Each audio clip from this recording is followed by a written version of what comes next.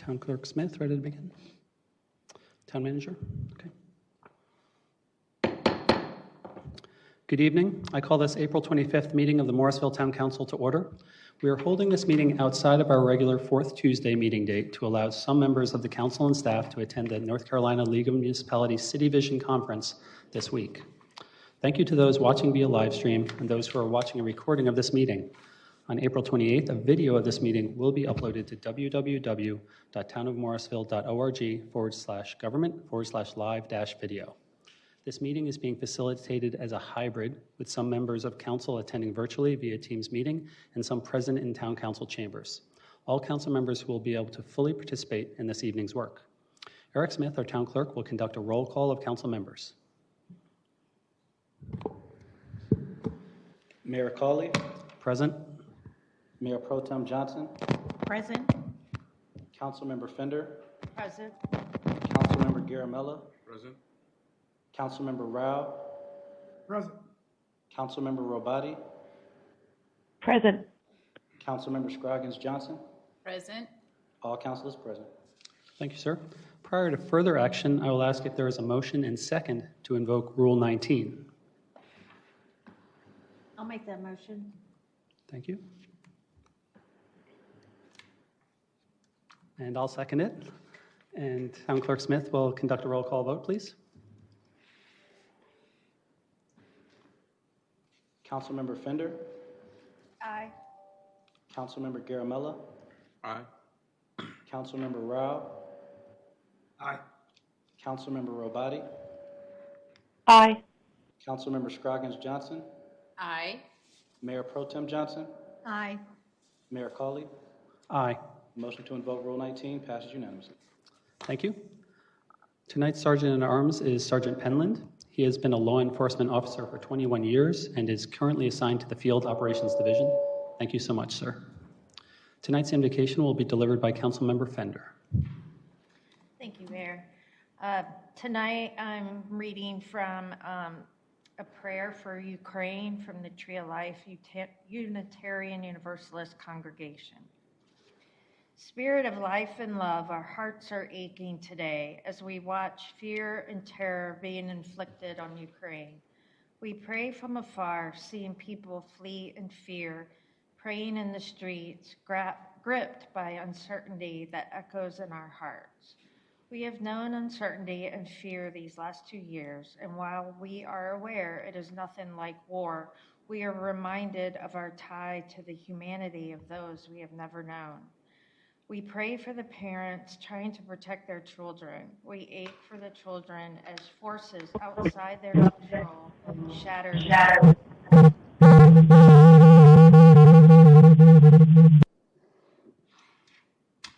As forces outside their control shatter their world. We ache for those doing what they can to flee the movements of nations. And we pray for those who cannot flee. May the world not turn its face away from this pain, even in those moments when we as individuals must rest our spirits. May our thoughts and prayers become actions that end war and the threat of war forever. Amen. Amen. Thank you. All who are able, please stand and join in reciting the Pledge of Allegiance. Pledge allegiance to the flag of the United States of America and to the republic for which it stands, one nation, under God, indivisible, with liberty and justice for all.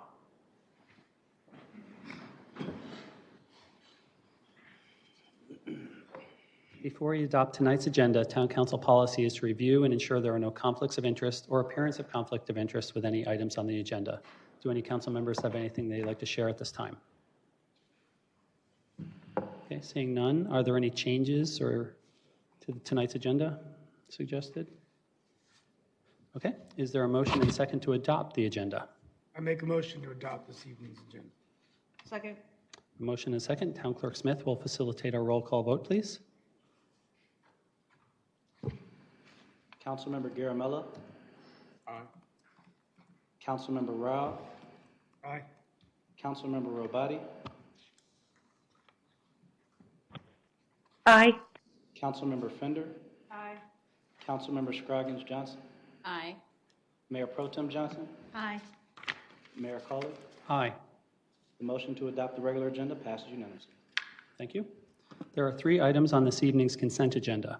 A resolution authorizing the design, build, delivery method for construction of the Church Street Park Southern Lot, and approval of 2 sets of March meeting minutes. Does anyone want to remove any of those items for discussion before we vote? Seeing none, is there a motion and second to adopt tonight's consent agenda?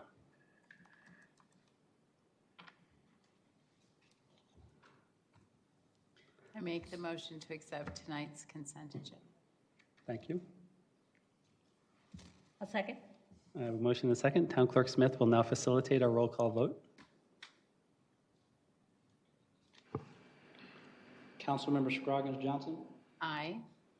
Councilmember Robati, Aye. Councilmember Rao, Aye. Councilmember Garamella, Aye. Councilmember Fender, Aye. Mayor Pro Tem Johnson, Aye. Mayor Colley. Aye. The motion to adopt the consent agenda passes unanimously. Thank you. We're at item 10, administrative reports. There are 3 administrative reports tonight: an FY 2022-third quarter financial report, a quarterly capital projects update, and an update on the Town Council letter to WCPSS School Board. Administrative reports are provided as information-only items unless Council has questions. Are there any questions on any of these items? Okay, hearing none. I have a question on the quarterly capital projects update. Okay. I would ask Mark Spagnoli, our Director of Engineering, to please come to the podium. And Councilmember Rabati, feel free. Thank you, Mayor. Hi, Mark. The Lewis Stevens sidewalks are the only sidewalks in the report where it's not mentioned exactly what they'll cover. Could you just explain to me again exactly which parts of Lewis Stevens are getting sidewalks and on which side of the street? Yes, so hello, Council Member. Mark Spagnoli, Director of Engineering for the record. Yes, Lewis Stevens, the project actually runs from McCrimmon Parkway north to Gray Marble. Thank you, Councilmember Garamella. And it's primarily on the east side of the right-of-way. There are some sections that have been built along that area, so we're interconnecting with those, and we're completing the missing sidewalk segments there. As you recall, or as you may recall, this project did receive the LAP grant award, so it's a shared funding with the town of Morrisville and the DOT. Right. And when do we anticipate the completion of that project? So we're going to be working through the design through the fall of this year, followed by construction, and that project likely, the construction time frame is probably six months or so from when we start, so sometime in 2023. Okay, and what do you anticipate, just based on your experience? Will they have to close that section of Lewis Stevens Drive, or what will they be diverting any traffic through Breckenridge at any point? No, we don't anticipate that type of traffic control there. Most of the work is happening in the swale or the green area between the roadway and the adjacent properties there so far. So that work won't really require a lane closures. If it does, it'll be intermittent lane closures and still allow traffic to traverse Lewis Stevens during construction. We don't anticipate detours. Oh, okay, great. It's just that that road is a lot busier than it was the last time that it was worked on, so I just want to make sure that that's top of mind once we start construction. Yes, that is true, and we are aware of the increased traffic volume there. Thank you. Thank you. Any other questions on any of these items? Okay. Thank you, Mr. Spagnoli. Thank you. Appreciate that. Now at item 11, presentations. We have 5 presentations tonight: a proclamation recognizing Municipal Clerks Week, a quarterly economic development report, a cultural resources programming update, a Morrisville Geographical District Maps Draft Redistricting Options presentation, and a Harris Mill Fire Station project. I will now read the proclamation recognizing Municipal Clerks Week.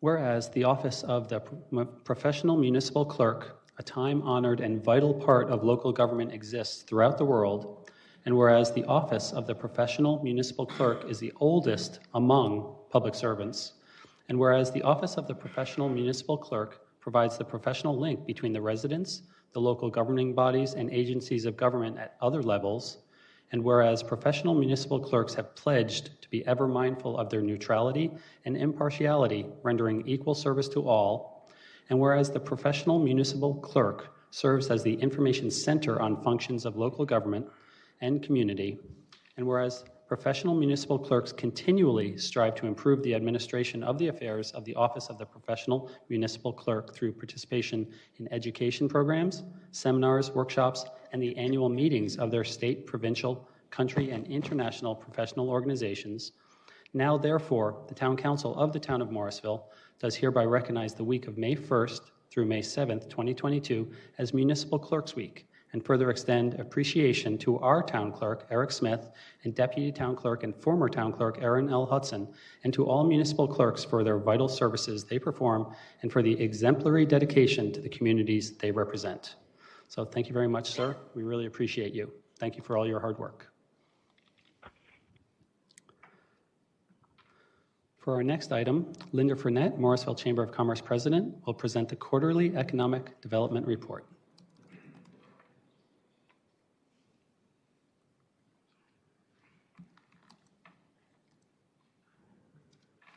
Good evening, Mayor and Council members. Thanks for letting me be here with you this evening.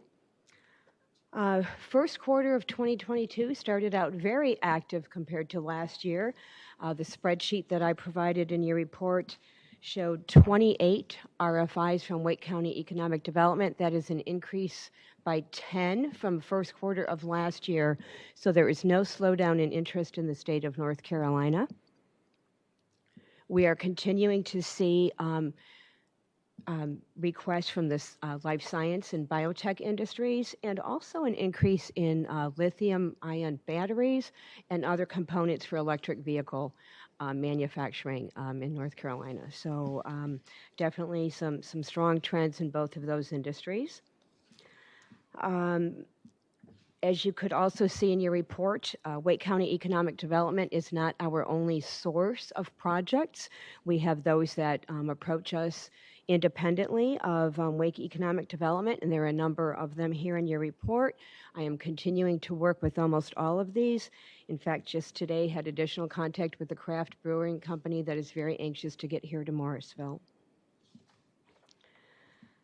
In terms of business retention, expansion, and development, the the discovery calls that I have been able to make to businesses indicate that at this point, supply chain issues are now rivaling the labor shortage issues that we were hearing from the businesses last year. So many are struggling with those issues, but we are doing anything that we can when we're able to do that. We had a ribbon cutting last month for Wayback Burger. We had the usual chamber programming to support business development, Coffee and Connections, the Knowledgeable Network of Women, the Power of Inclusion series.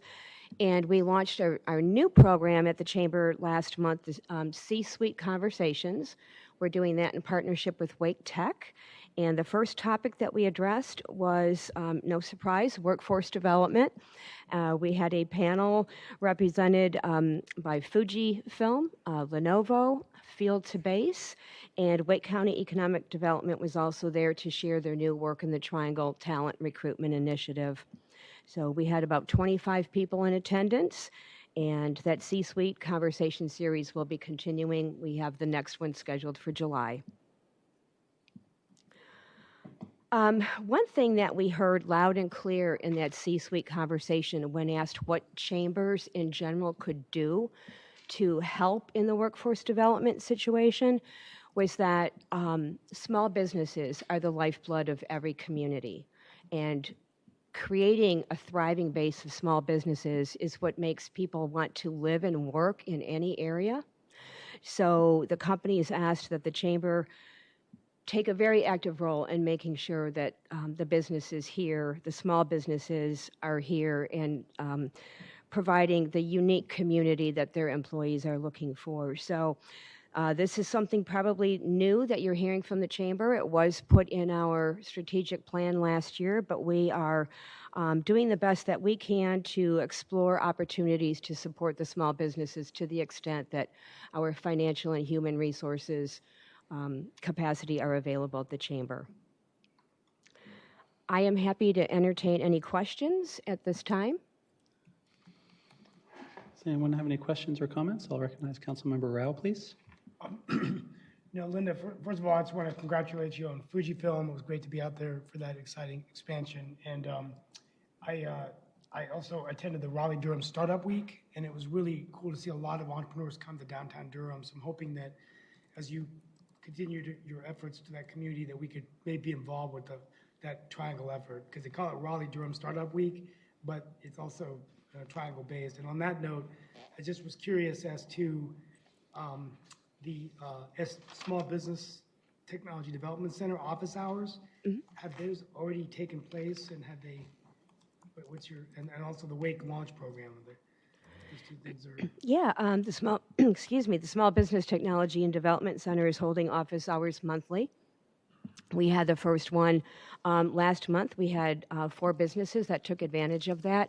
We have our next this week, actually, on Wednesday. So we think that their counselors are very experienced and provide fantastic input for the businesses. So we're expecting that will go hand in hand with the Launch Morrisville program that we have planned for later this year. Are those preset on the website? Are they every month, one time? Or? Every month, SBTDC, yes. Okay. If demand grows, we have the capacity to grow that program. This is only our second time, so we anticipate also in the summer that it may be slower. So at this point, it's once per month, but we hope that will grow. Thank you. And I was also going to mention the Launch Morrisville program is very exciting, so thank you for facilitating that partnership with Wake Tech and the Rotary. That'll be very exciting. And thank you very much for everything. I don't see any more questions. And thank you for the day of service. We did that last week, so that was wonderful. Body has a comment. Oh, she has a comment. Councilmember Rabadi. Thank you. Yeah, Linda, I also wanted to thank you for the partnership with the Durham Chamber of Commerce for the diversity and inclusion event that I attended last week. That was a great event, and I hope we do a lot more with them. Thank you. Okay, good. Any final thoughts? Or I just wanted to emphasize that anyone who has any questions can reach out to Linda directly. She's contacted through morrisvillechamber.org. Is that accurate? Yes, it is. Okay. Right. Thank you for the opportunity to serve and represent Morrisville. Thank you. We're now at 11C. Randy Little, Parks, Recreation, and Cultural Resources Director, and Leslie Haney, Cultural Resources Specialist, will provide the Cultural Resources Programming update.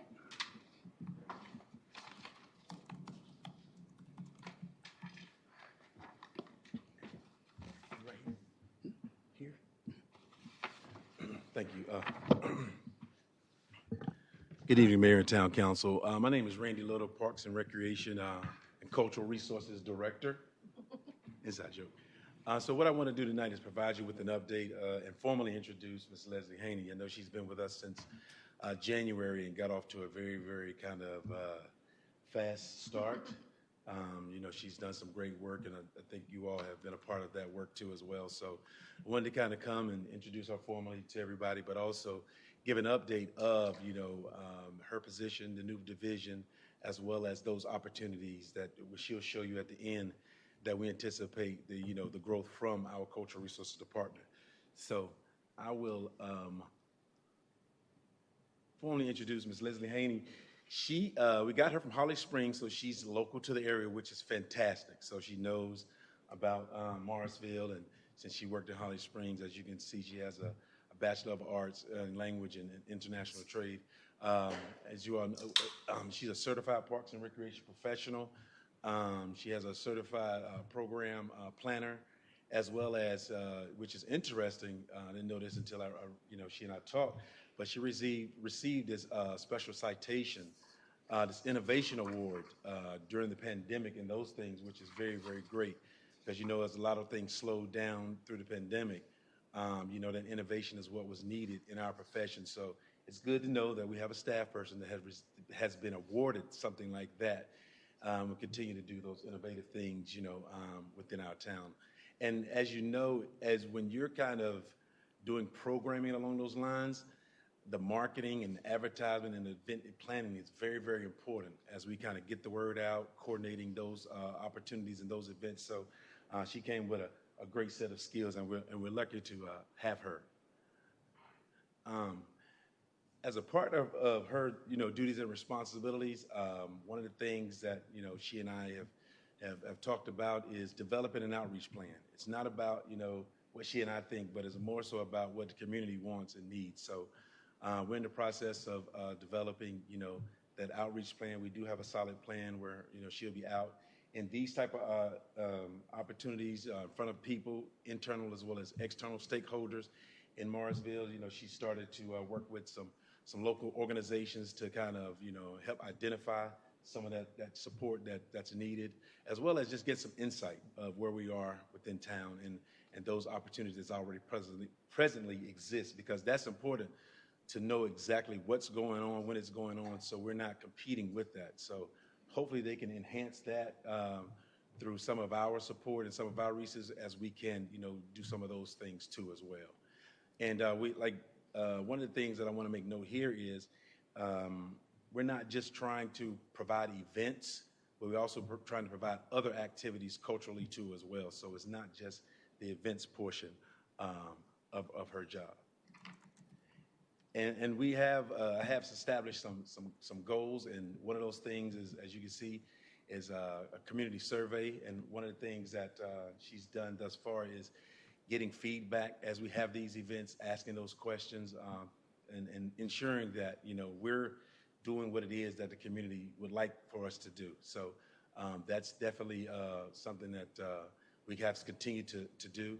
Another thing is to expand on what we currently have, and as you see the later slides, she'll kind of lay out what those expansion opportunities are, as well as one of the things that we'll do this fall of 2022 is implement one large international event this fall. So we definitely want to see exactly what that looks like and offer that event to the community too as well. And as you know, one of the things that helps support our programming, and that's anything we do, is the policy. So we have several policies that we're working, not only internally with staff, but externally with other departments too as well.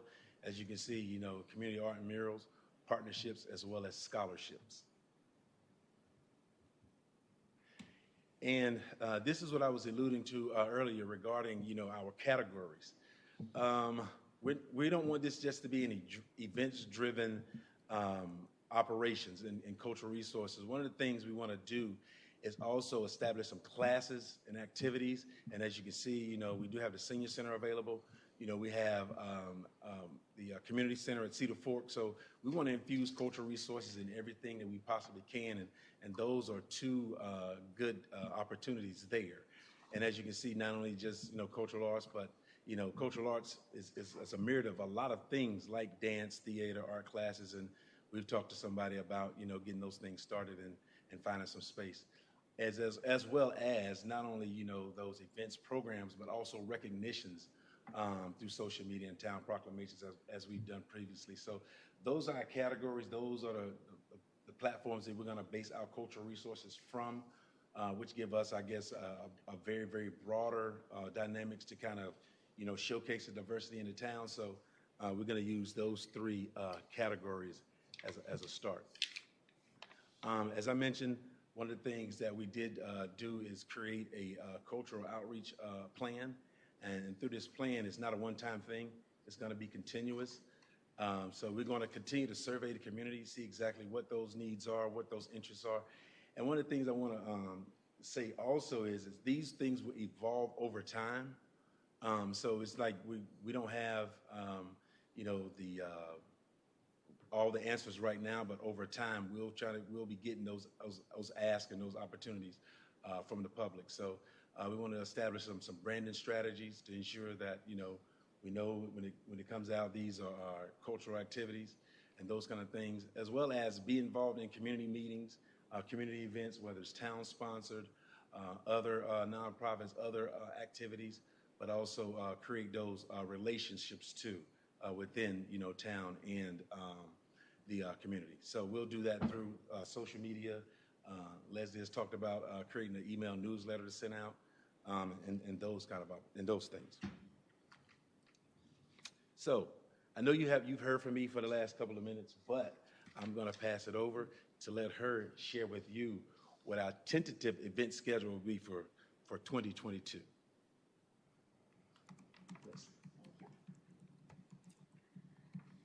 So this schedule actually starts in January, even though I wasn't here in January. This is sort of an idea of what a full year would look like. So in January, obviously, we have the Martin Luther King Day proclamation. I do know that we did some stuff with before and after school as far as programming with that. I already know that we recognize Republic Day and have for a while.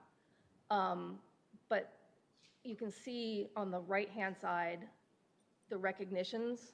Those are things that I have sort of pulled out of different cultures that I think the town should recognize, many of which we already do. But that's something I would work with communications and Laura to make sure that all these different things are pulled out. On the left-hand side are the proclamations and the events. So the first event I did this year was Holy. And most of you were there. I think it went really well. It was super, super fun. We had about 700 people.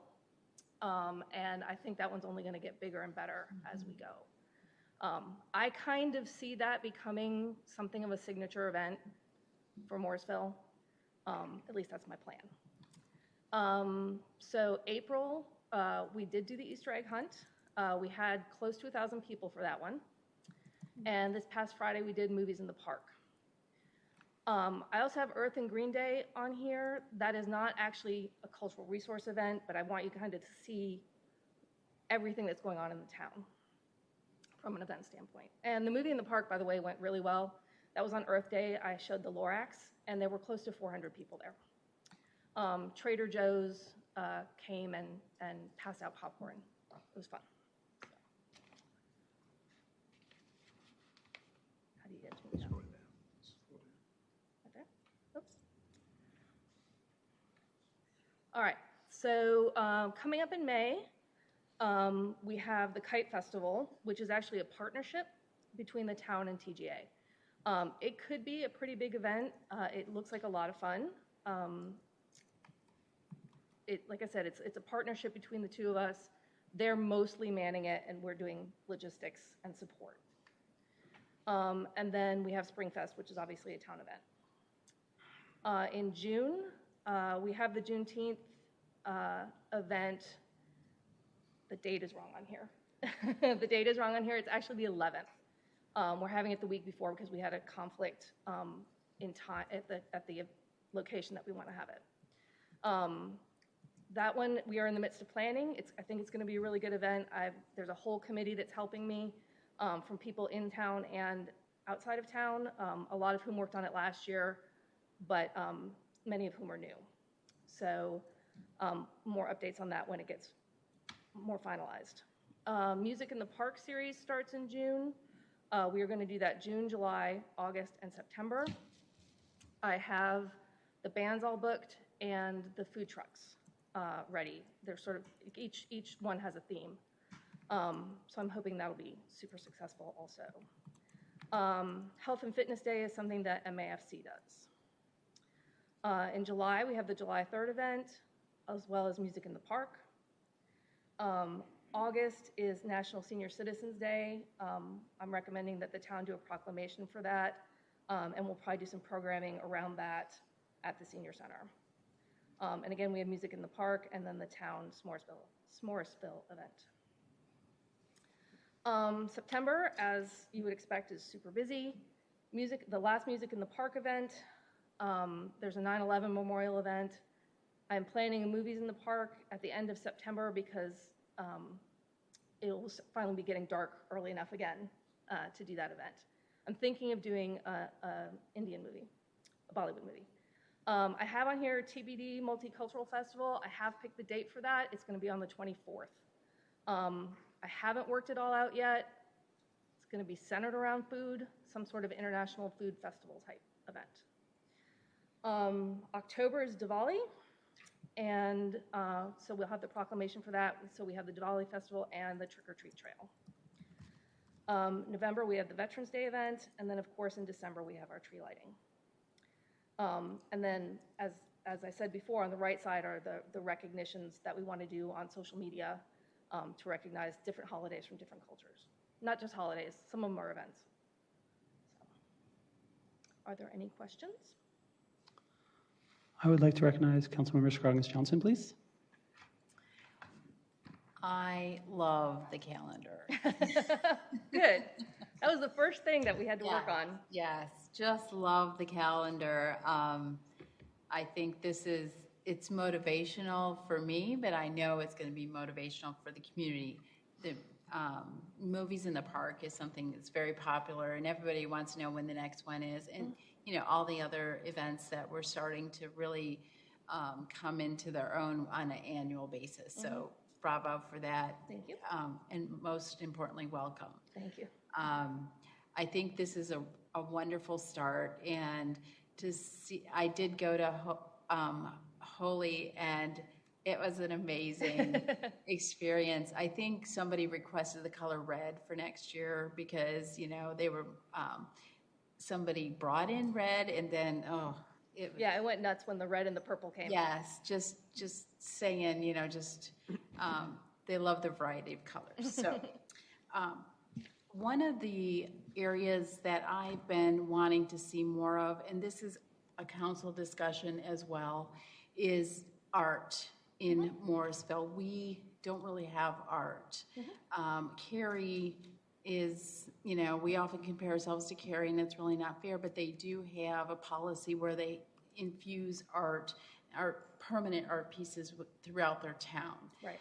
We need to consider what's right for our town, but most importantly, consider what might be a good temporary art program or rotating or a theme-based art. We could infuse it in some of these events, Well, it's interesting that you bring that up only because I had a meeting today with the Public Art Committee that we've just started.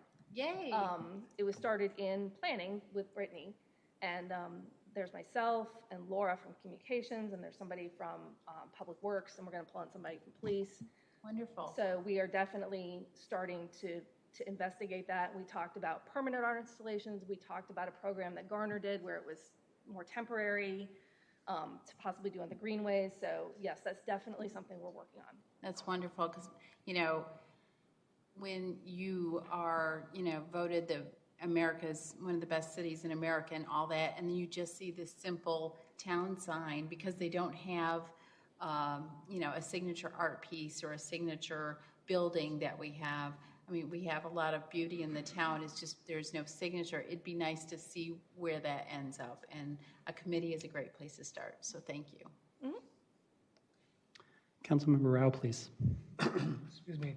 Yeah, really, really helpful to see the calendar.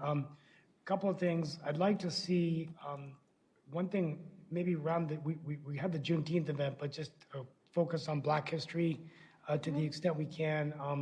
Maybe over the course of the year, talking about lectures, about what we used to do with Ernest Dollar, just about the history of Morrisville and Shiloh and those kinds of things. That would be great. I'm the son of an artist, but I'd love to have. I'm the father of an artist, but I'd love to have maybe more arts festivals, sort of like what Cary does with their downtown, but just a place where we could have art, woven in, people coming out, to one of the festivals. And then the final thing is during MLK week, there's so many different events. So I think it'd be really cool to have something in Morrisville, maybe like an interfaith kind of prayer, breakfast or dinner or lunch, because they had the one at the Sheraton. Of course, the last few years it's been off because of COVID. But something that would really have more of the international community come out to celebrate MLK. So just food for thought, but I think it's very helpful to see all of the different events, programs. A lot, it's a lot there. Yes, it is a lot, but I agree with you about seeing some sort of art type event. I want to offer arts programming where kids can take drawing classes or whatever, but there is a space issue. Yeah. And in order to bring more art in, I'd like to see arts programming that are day events. I have done in the past, I've done a chalk festival, where kids decorate the sidewalks. Or actually, it wasn't just kids, it was age groups up through adults. And we had the public vote, and it got really, really, it got the community really excited. So I'd like to see things like that, where if I can't have a space to run a regular arts class, well, let's do these, getting the art out into non-traditional spaces. That's great. Mayor Pro Tem Johnson, please. So I'm going to say welcome to officially, Leslie. You did a fabulous job with Holy. So thank you for that. She is off to a great start, Randy. So I would agree with you on that. I'm going to go with your last comments about the art space. And you haven't heard me say this. Others have heard me say this over time.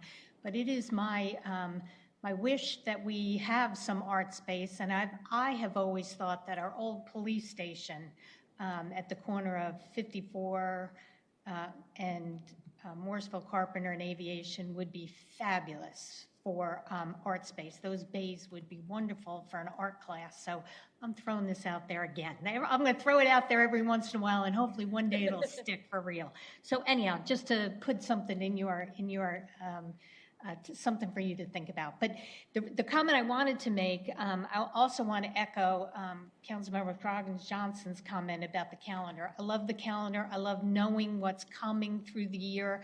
I also love the fact that you're going to recognize some of these events or special days without actually having an in-person event, whether that be through social media or newsletters. So I think that's fabulous. So I thank you for that.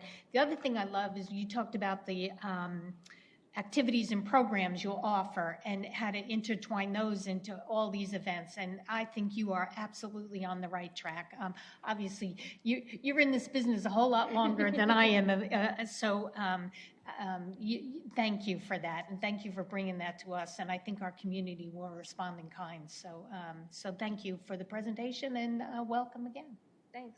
Just thinking of untraditional spaces, just so you know, one of the first meetings I had when I got here was somebody that had been reaching out to Randy about doing drama classes. And he and I have had lots of conversations about how to use space differently. And you work with the resources you have, and it's a creative field, and you'd be amazed what we'll come up with. So. Good, you're right. You're the person to do it, I think, so thank you. Thank you, I appreciate that. And continuing that thought, there is just so much outdoor space, and I'd love to see some murals around town. I was in Durham yesterday. There are lots of murals, even murals on the roadways. So that'd be really neat. Another thought, it's not quite art, but the story walks, those can be temporary or permanent, and those can be cultural as well. So I really appreciate everything that you're doing, really putting a lot of meat on the bone for upcoming cultural events. So thank you very much for taking on this role. I'll recognize Councilmember Garamella, followed by Councilmember Fender, please. Thanks, Leslie.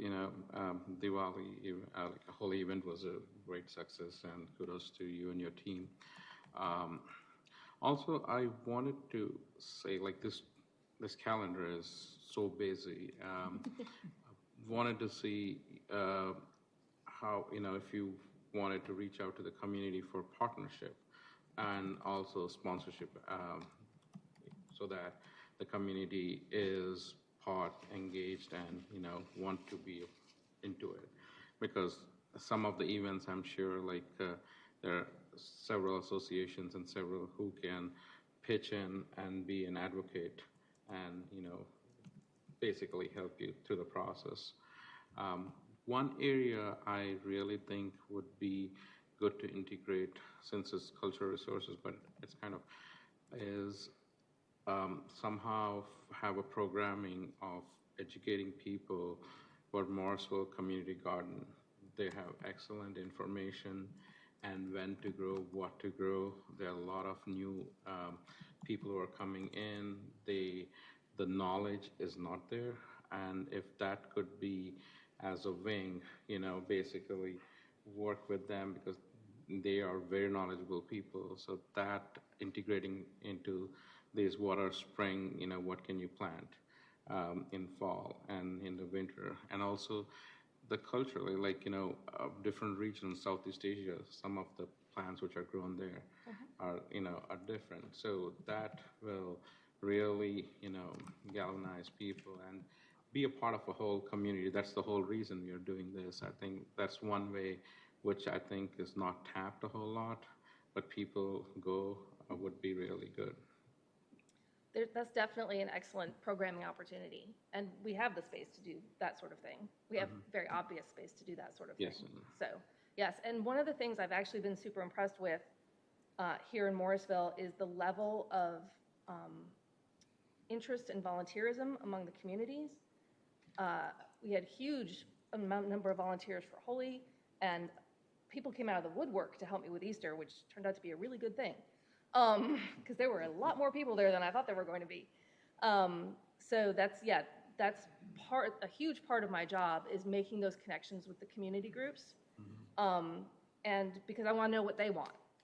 And let's face it, I didn't know anything about Holy. I needed their help teaching me about it and setting up what it was they wanted. So I 100% agree with you. Thanks. Councilmember Fender, please.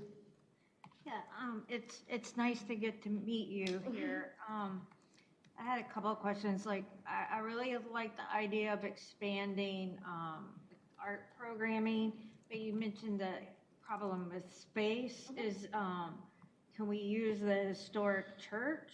That's one of the ones that I've especially talked to with the drama teacher or the drama program. I can also see that as an art space. The first thing I said when I saw that building, when Jerry took me around from my original tour, was, why isn't this being used more? Like, this is a fantastic programming space. So absolutely, that's on the radar. And I guess I'm going to put a plug in here for the Pew House because long term, I would like to see at least the ground floor of the Pew House either, dedicated to presenting art or do that type of programming there. And then I had one last question. I can't remember now, but thank you for being here tonight. No problem. Thank you. Okay. I think that's great. Great presentation. I'll give it back to you, Mr. Little. Yes, and I want to say about the calendar. We're going to actually get these printed and put around town too, in businesses as well, as a part of our marketing strategy. So that's the whole goal, is to go in and ask businesses and those to support us by help us promoting this too as well. So I think this would be great for us to, as Leslie and I talked to do that, to kind of share that not only just here internally, but throughout town too as well. So we're going to get these printed professionally to actually get them they won't placed look around like town. this. Yeah, like, I won't have the recognitions on that because those will just show up. But like, you have the events and things to sort of give people an idea of what's coming up. Okay, excellent. And you have Chamber President right there, who's been a great collaborator to try to promote all of our events. So that's wonderful. Great. Well, thank you both very much. Look forward to seeing more and seeing these calendars when they come out. Thank you. Thank you. We're now at item 11D. Rodney Watkins, our GIS manager, will present Morrisville Geographical District Maps Draft Redistricting Options.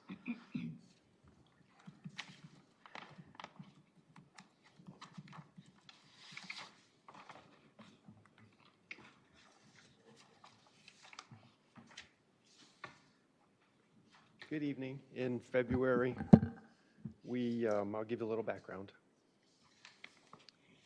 In February, we obviously, August 2021, we received the census numbers, 29,630. And for redistricting purposes, that resulted in, with our 4 districts, about 7,400 persons per district, which is a little under 1,500 people per district above our average when we last redid the redistricting maps. So in the February meeting, town council meeting, we had a discussion on prior redistricting processes, and council gave us direction to create 3 maps, reshape the existing boundaries with movement between the districts, and as much as possible maintain the neighborhood alignment, and use a 5% differential from the average district representation, which worked out to be plus or minus 370 people.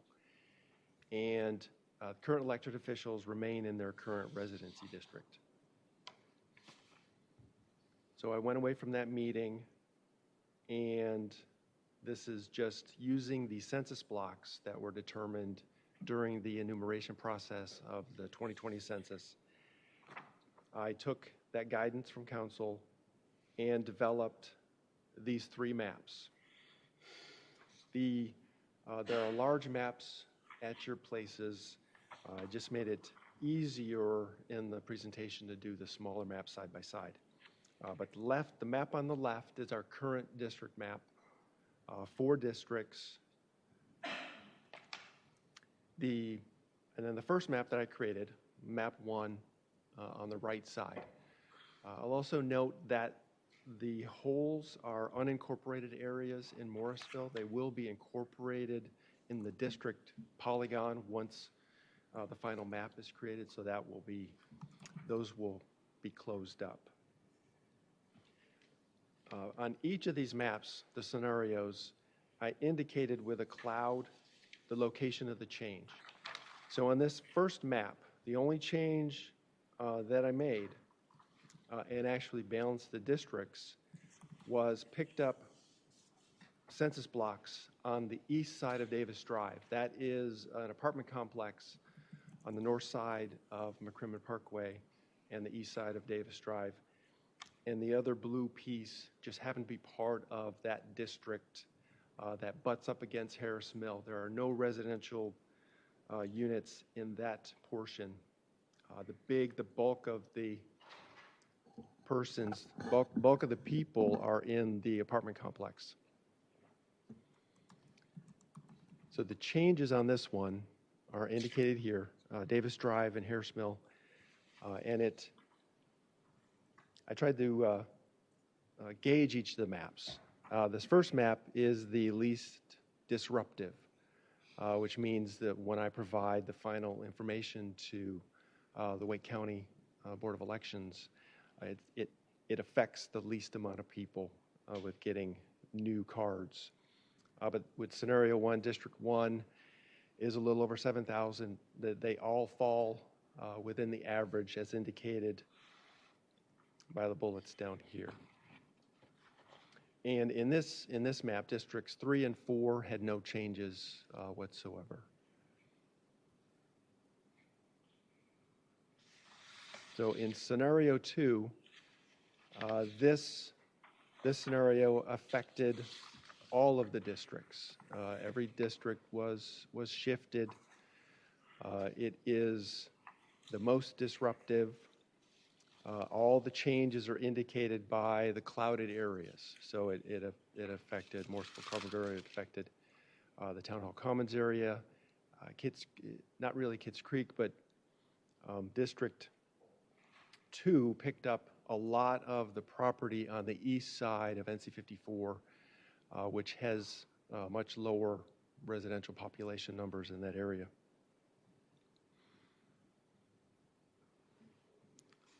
Mr. Watkins, if I could just ask, what was the goal of each of these 3 scenarios? Like the first one was just keep it within 5%. What was your thinking going into each of these 3? They're all consistent with the criteria that was established in the February meeting from council. The goal was always to keep within the 5% threshold, start with the existing districts, and then modify them in one way or the other. So in this one, I was working to try to create a little more continuity. You'll notice District 1, which is Breckenridge, and on the west side of Davis Drive and along Morrisville, McCrimmon Parkway, to keep that, move that together more, a little more continuity. As with District 3, the red, that district picked up everything on the north side of Morrisville Parkway. So then it forced to adjust Districts 3 and 2. So the guidance was always to start with the current districts and adjust them and stay within that 5%. All three of these maps do that in a different manner. Thank you, that was helpful. And on this one, the districts that were impacted most by the changes were District 2 and District 4. Again, the unincorporated areas were showing on the map, and this would be the most disruptive map. It would affect the most people within Morrisville.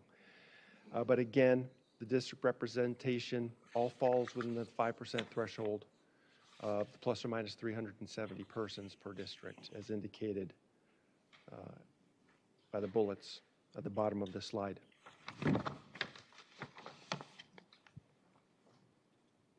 And finally, with District 3, this one is similar to Map 1, but what the change is moving some of these areas on the north side of Morrisville Parkway into District 1, which then impacted District 3 in red and District 4. To pick up, to make sure everything balanced out.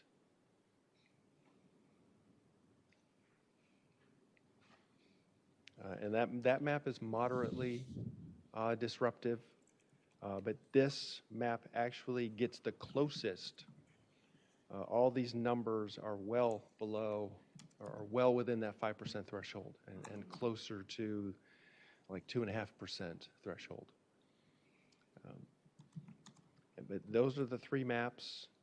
I can certainly go into a little more detail if you wish. Tonight is for questions and discussion, and where do we go next? So I'll turn it over to you. Okay. Thank you very much. This is very helpful, and you met our ask very well. So we wanted three maps, and we see three maps. I'm looking for any questions. Just to be clear, though, are we required to change our map? Are we outside the 5% in the current district map? No, because we use residency districts, the town is not required to go through the redistricting process. However, council's decision was to proceed with the redistricting. But I guess I misphrased my question. Is the current district map more than 5% out of alignment?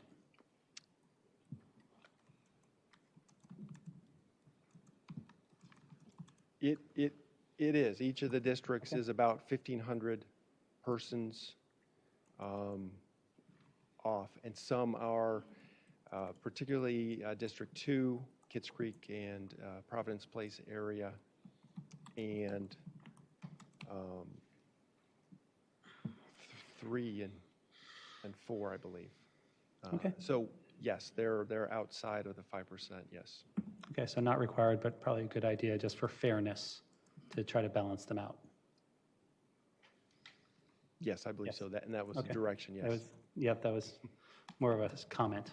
Okay, I guess I would share first. I think the Map 1 scenario is very nice that it has the fewest changes. It doesn't have the continuity that the others do.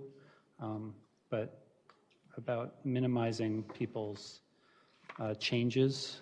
Just that's a positive for me, but I'm looking forward to hearing what other council members feel about these maps and whether or not we'd like to try to give some direction about what next steps would be, whether we want to move forward with a particular map, if we have additional questions about any of these. Do we want to see a different map as well?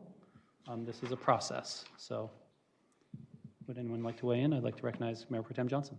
So I think, thank you, Rodney. This is really helpful. I think we asked for 3 maps and you delivered 3 maps based on the criteria that we agreed upon.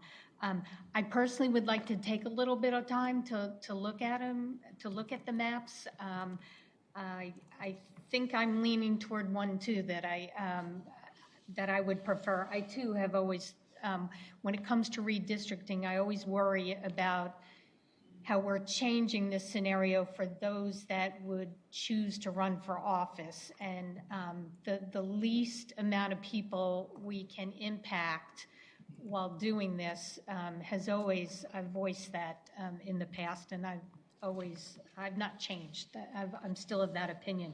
So while map 1 kind of meets that criteria quite well, I would like to take a little time to look at it, and I guess that leads to my question. Then this is now on our own time frame what we choose to do with this, but this has to be done by next year. So I'm not advocating that we wait a year. I think we need to do this kind of quickly. But if you talk about the time frame a little bit and the deadline.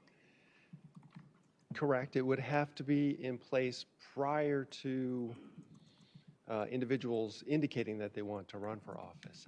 I also need a little time to get the data to the Wake County Board of Elections so they can notify those folks that are impacted. But yes, it is, there is time to do all that. Okay.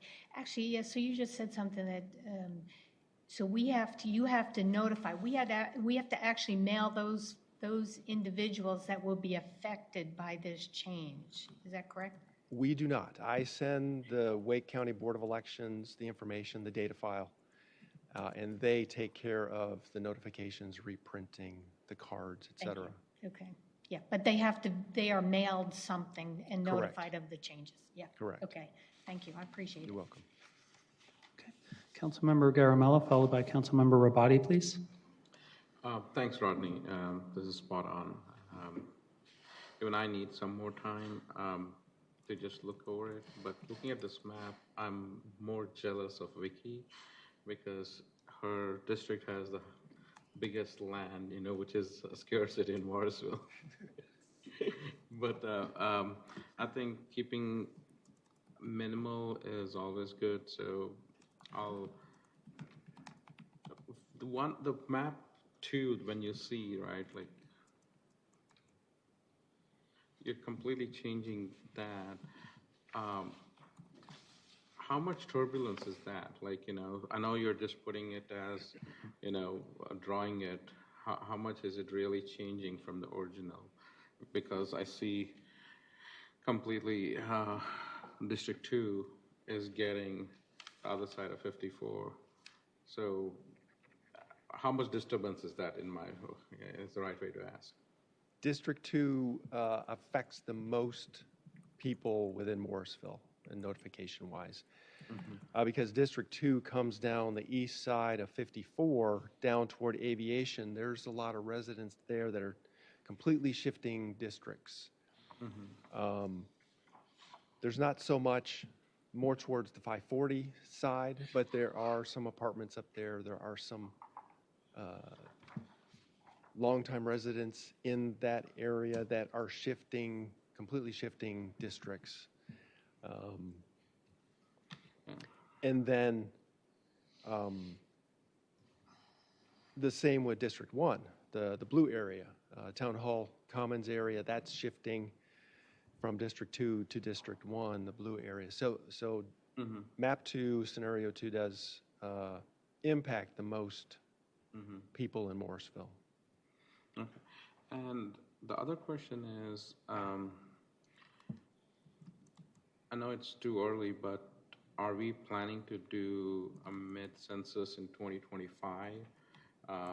like with the growth that you see, because the Macroman corridor will be having more residential and the other areas. So wanted to know how you anticipate, or is there a pipeline like for where you see growth that, again, we got to change these, or it's pretty much, I know it's getting maxed out, but till might be 2025, the last one, and then it kind of settles in. Yeah, that I cannot answer. The census numbers and the estimates are in the planning department. So I really don't do those estimates anymore. But that's certainly a topic, but I do not know. I don't track it as closely as I used to. Okay, so that's not something for decision making, but I just was kind of curious. The reason I'm asking that is if we adjust the maps in a way that we don't have to readjust it in 2025, thinking of the potential growth, and not, it would be a wise idea to take a mid census because we get more taxes to, it kind of itself pays itself. But wanted to see like how to go overall.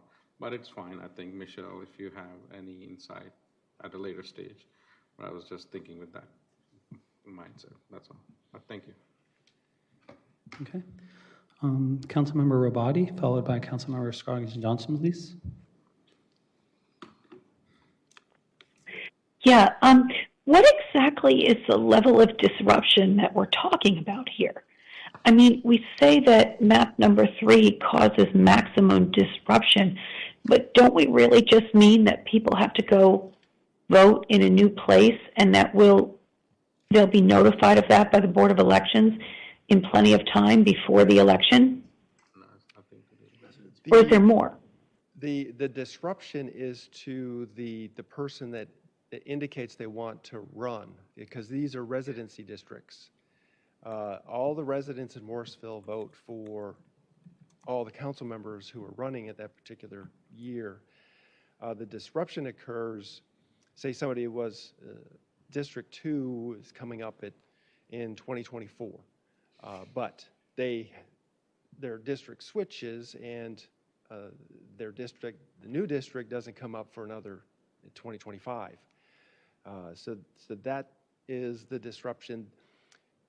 Wake County does still have to notify everyone that lives in that new district that they have moved to a district. So that's where the disruption comes in. They have to get new cards, and but the voting, from the voting perspective, that doesn't change significantly. So when people are redistricted out of, let's say, District 2 and into District 1, they don't then have to go vote at Parkside where they used to vote somewhere else in the municipal elections? This doesn't change the precincts, Councilmember Rabati. This is just our internal mapping. Correct. Of where people live and who is allowed to run in each district in each cycle. So the turbulence is more about if someone was planning to run, they may or may not be able to run against a certain person or in a certain district at a certain year. Correct. Okay, all right. Okay, then I don't think I understood that. Well, in that case, I mean, yeah, okay, then I see the problem, I guess. I guess that what I think is that it only really disrupts things for one election cycle. And then everybody can run in their new district. I mean, I guess they can't really choose who they're running against, but everyone is always free to run whenever their district is having an election,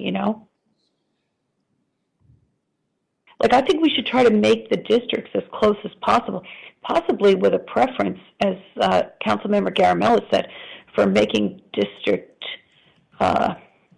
Councilmember Scroggins Johnson's district on the lower side of the average, so that when more people move there, there'll be more that'll just bring them closer to the average.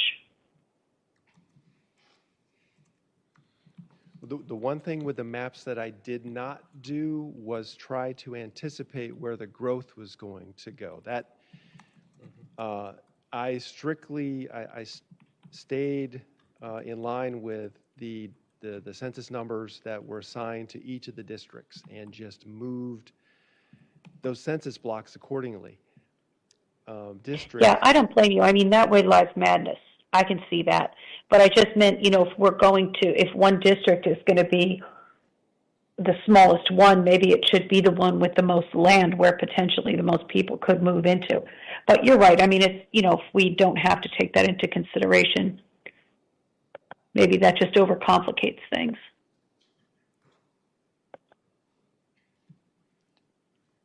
It's a discussion point. Did you have any other questions or comments, Councilmember Rabati?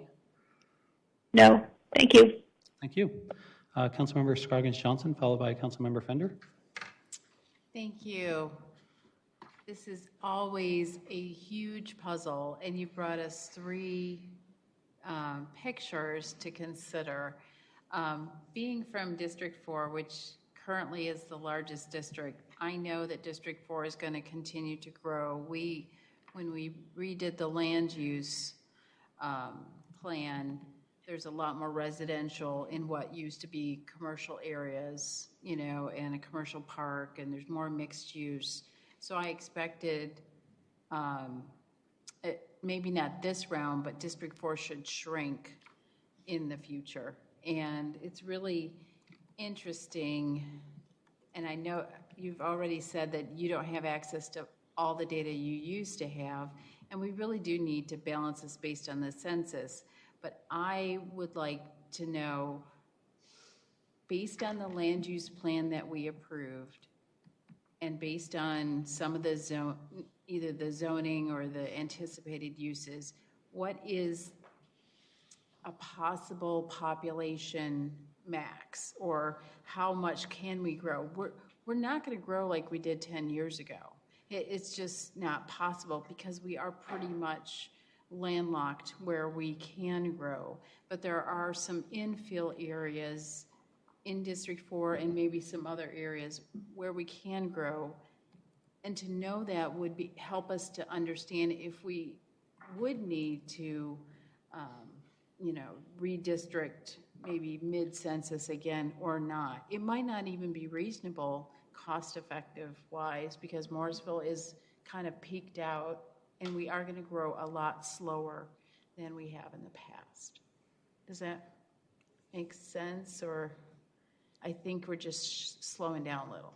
We are. In any kind of census population and population estimates, I'll have to defer to planning, Danielle and Michelle, to discuss those. And again, there's no requirement, because we use residency districts, there's no requirement that we balance our districts. We just have since 2011 or so. Traditionally, a lot of the property on the east side of NC 54 has been non-residential type uses. There may be some infill, and I wouldn't even want to fathom a guess to see if it would balance out of the 370 within that 5% threshold. But if town council decided, or if it had overwhelming information to go ahead and do a special census, we've done them in the past, it might be another opportunity to balance the districts. Right. So I wanted to include some of the other comments. So in relation to cycles and elections, I like the fact that in scenario 2, what you did is you kind of used 2 and 4 interchangeably to kind of rebalance a little bit, and made 2 look ginormous, as and 4 did shrink. But to me, it's important that 2 and 4 kind of have play at the same time, because the election cycle is 2 and 4 are elected on the same cycle year, and 1 and 3 are elected on the same cycle year. So if you're going to do a dramatic change between those two districts, it's not going to affect the candidates as much, because they'll, if they are in 4 and then suddenly they're in 2, they still can run that year. So it's not as much. It might be a individual strategy change, but it's not an election cycle change, versus 1 and 3 are in the same cycle. So 2 does seem dramatic, but I'm okay at this time, and I do need to consider other things, that 2 and 4 are kind of working opposite. So thank you. Okay. Councilmember Fender, please. Yeah, I'm thinking about development. I would think that scenario 2, although I like the idea of District 2 getting larger, however, I don't think we'd want to go with District 2 or scenario 2, because we know we're going to have development along the McCrimmon Parkway extension that will include some apartments, and we know eventually in the transit-oriented development zone, there's going to be more residents coming in there. So I think if we ended up going with scenario 2, just a few years from now, that will be greatly imbalanced again. So I guess I'm more in favor of scenario 1 or 3.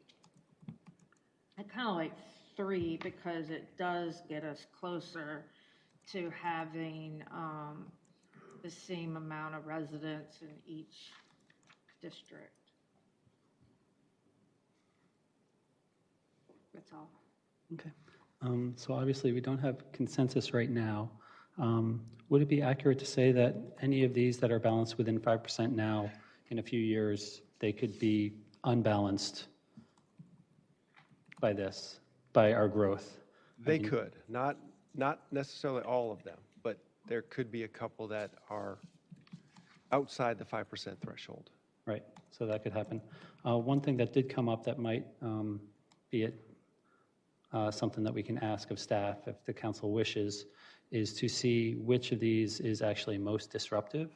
If you could calculate which census blocks actually get moved in each of these scenarios, like scenario 1 moves 100 people in between districts, scenario 2, 300 people, just to give us a scale, because we see the cloud, but we don't necessarily know how many people are actually affected.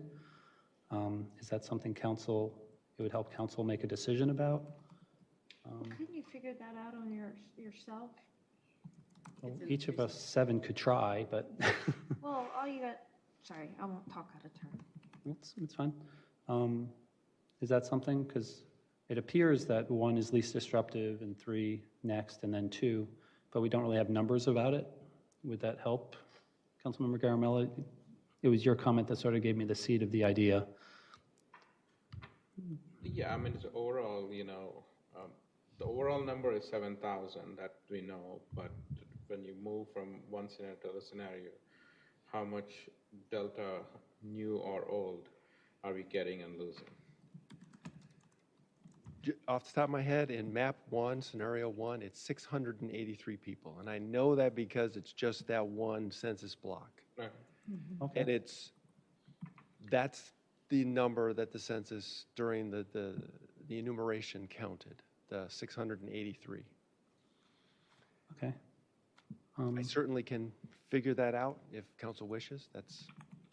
If that's not too much of a burden, that might help us, because that's a lot more than I thought, and that's the least disruptive. It's about 300 apartment units is about 2.4 people per unit. Okay. So, is there any other information that council can ask for that would help us make a decision? Mayor Pro Tem.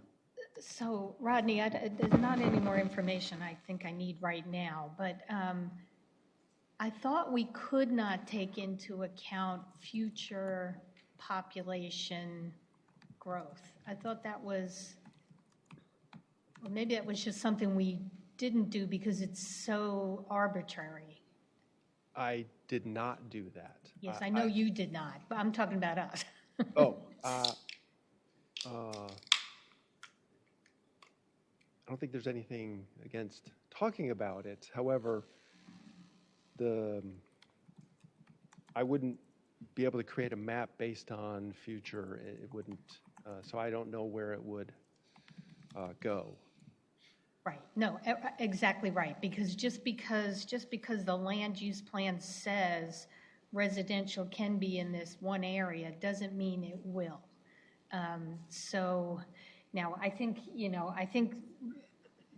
we anticipate around the commuter rail station site where we have the transit-oriented development, that's probably going to occur, but again, how many and who, and yeah, that's, okay, thank you. I guess maybe it was just something I thought we never took into account.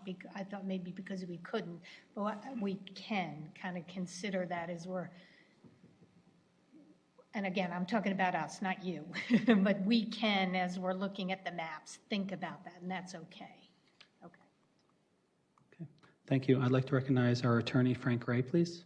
Just to follow up on that point, I think your basic charge is to take the new federal decennial census number, if you want to do this exercise, and portion it 7,400 people per district, plus or minus 5%. I mean, I think that's your basic charge. And if you get wandering too far from that, I think you're hurting your cause. Because if you have some explosion in District 4, you can have a midstream census like we've done before.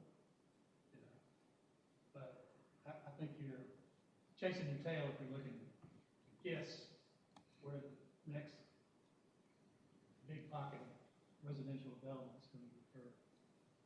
By the time it happens and it's on the ground and the people have moved in, it'll be time for another census. Okay. Councilmember Fender, please.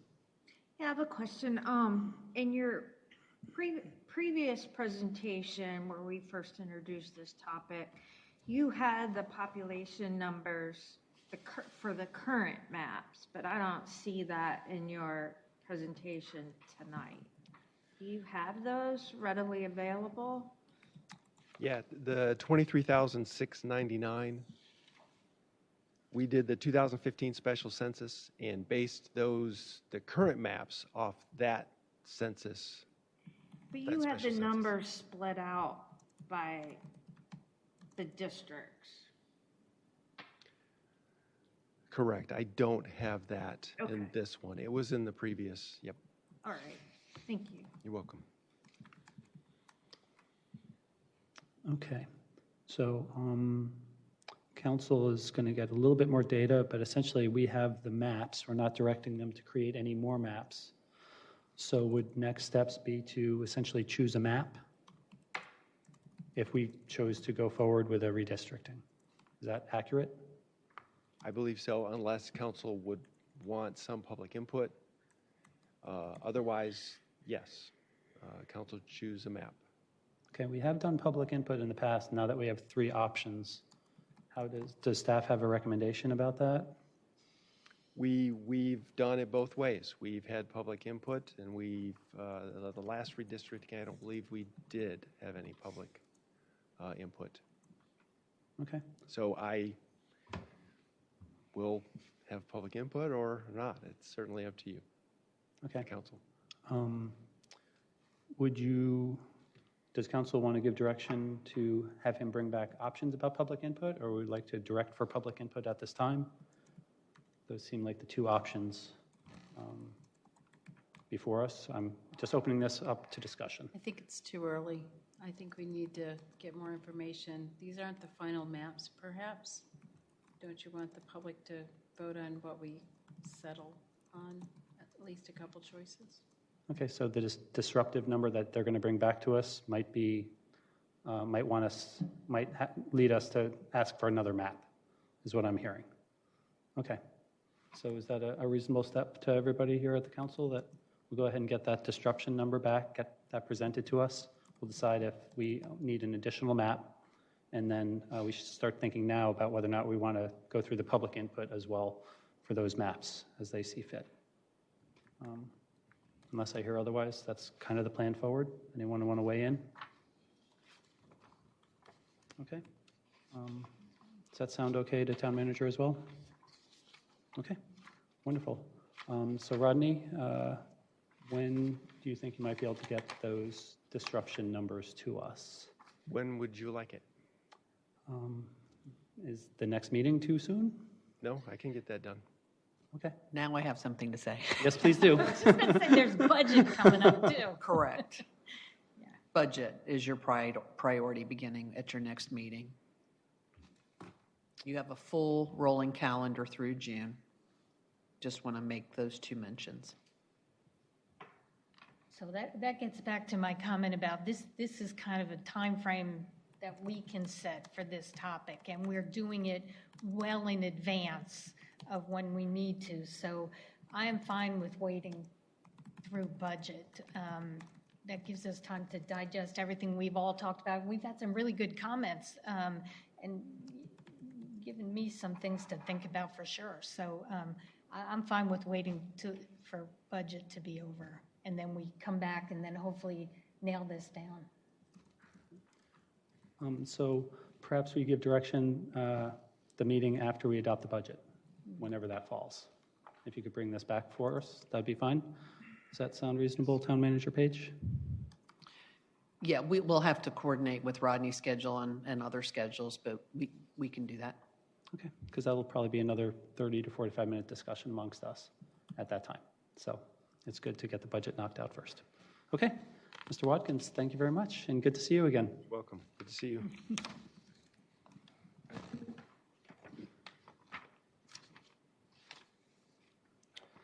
Okay. So we're going to go to item 11E. I'm going to re-recognize Mark Spagnoli, Director of Engineering. He's going to provide us a Harris Mill Fire Station project update.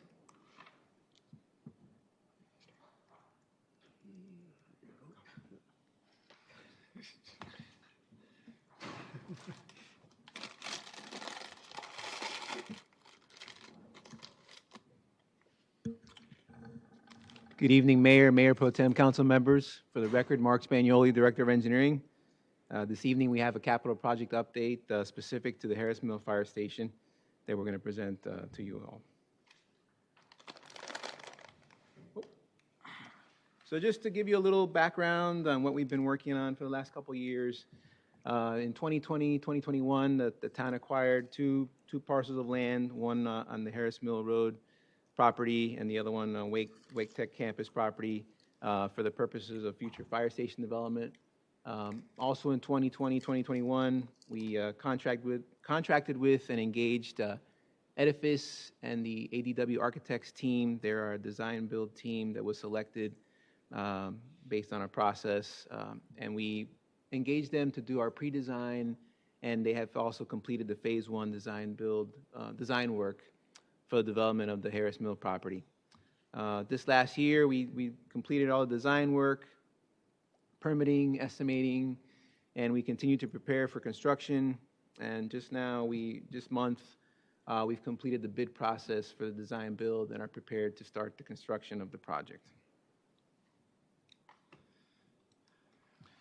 So I thought just for a reminder, just to give you a quick flavor of the property and what we're planning on develop there, I just popped in a picture. This is a rendering of the proposed fire station. As you can see, it's a pretty amazing looking building. We've envisioned something very special with this fire station, and I just wanted to bring that up as we go through the presentation. So I pulled this slide as a recap.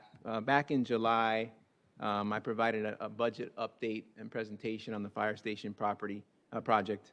And at that time, our phase 1, we had already engaged and had budgeted from the town of Morrisville, 427,500, and from Wake County EMS, 47,500 for a total of 475,000 for the Phase 1 design work. So that was already committed and in process.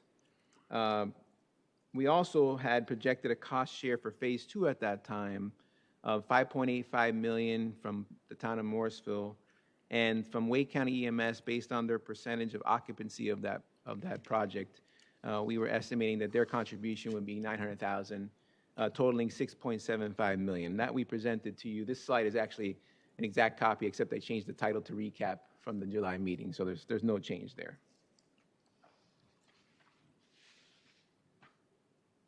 So for this last year, we've had some unexpected market condition changes. Everybody's seen this, I think, in the news and elsewhere. We've had material cost changes, spikes in labor costs, fuel increases. We've observed over 20% increases from the summer of 2021 throughout the end of calendar year 2021. We see continued cost escalations from the end of 2021 through now. And we have the Construction Association has reported and validated these cost increases throughout the country. And they've been able to itemize and validate the different areas of construction that this is happening with.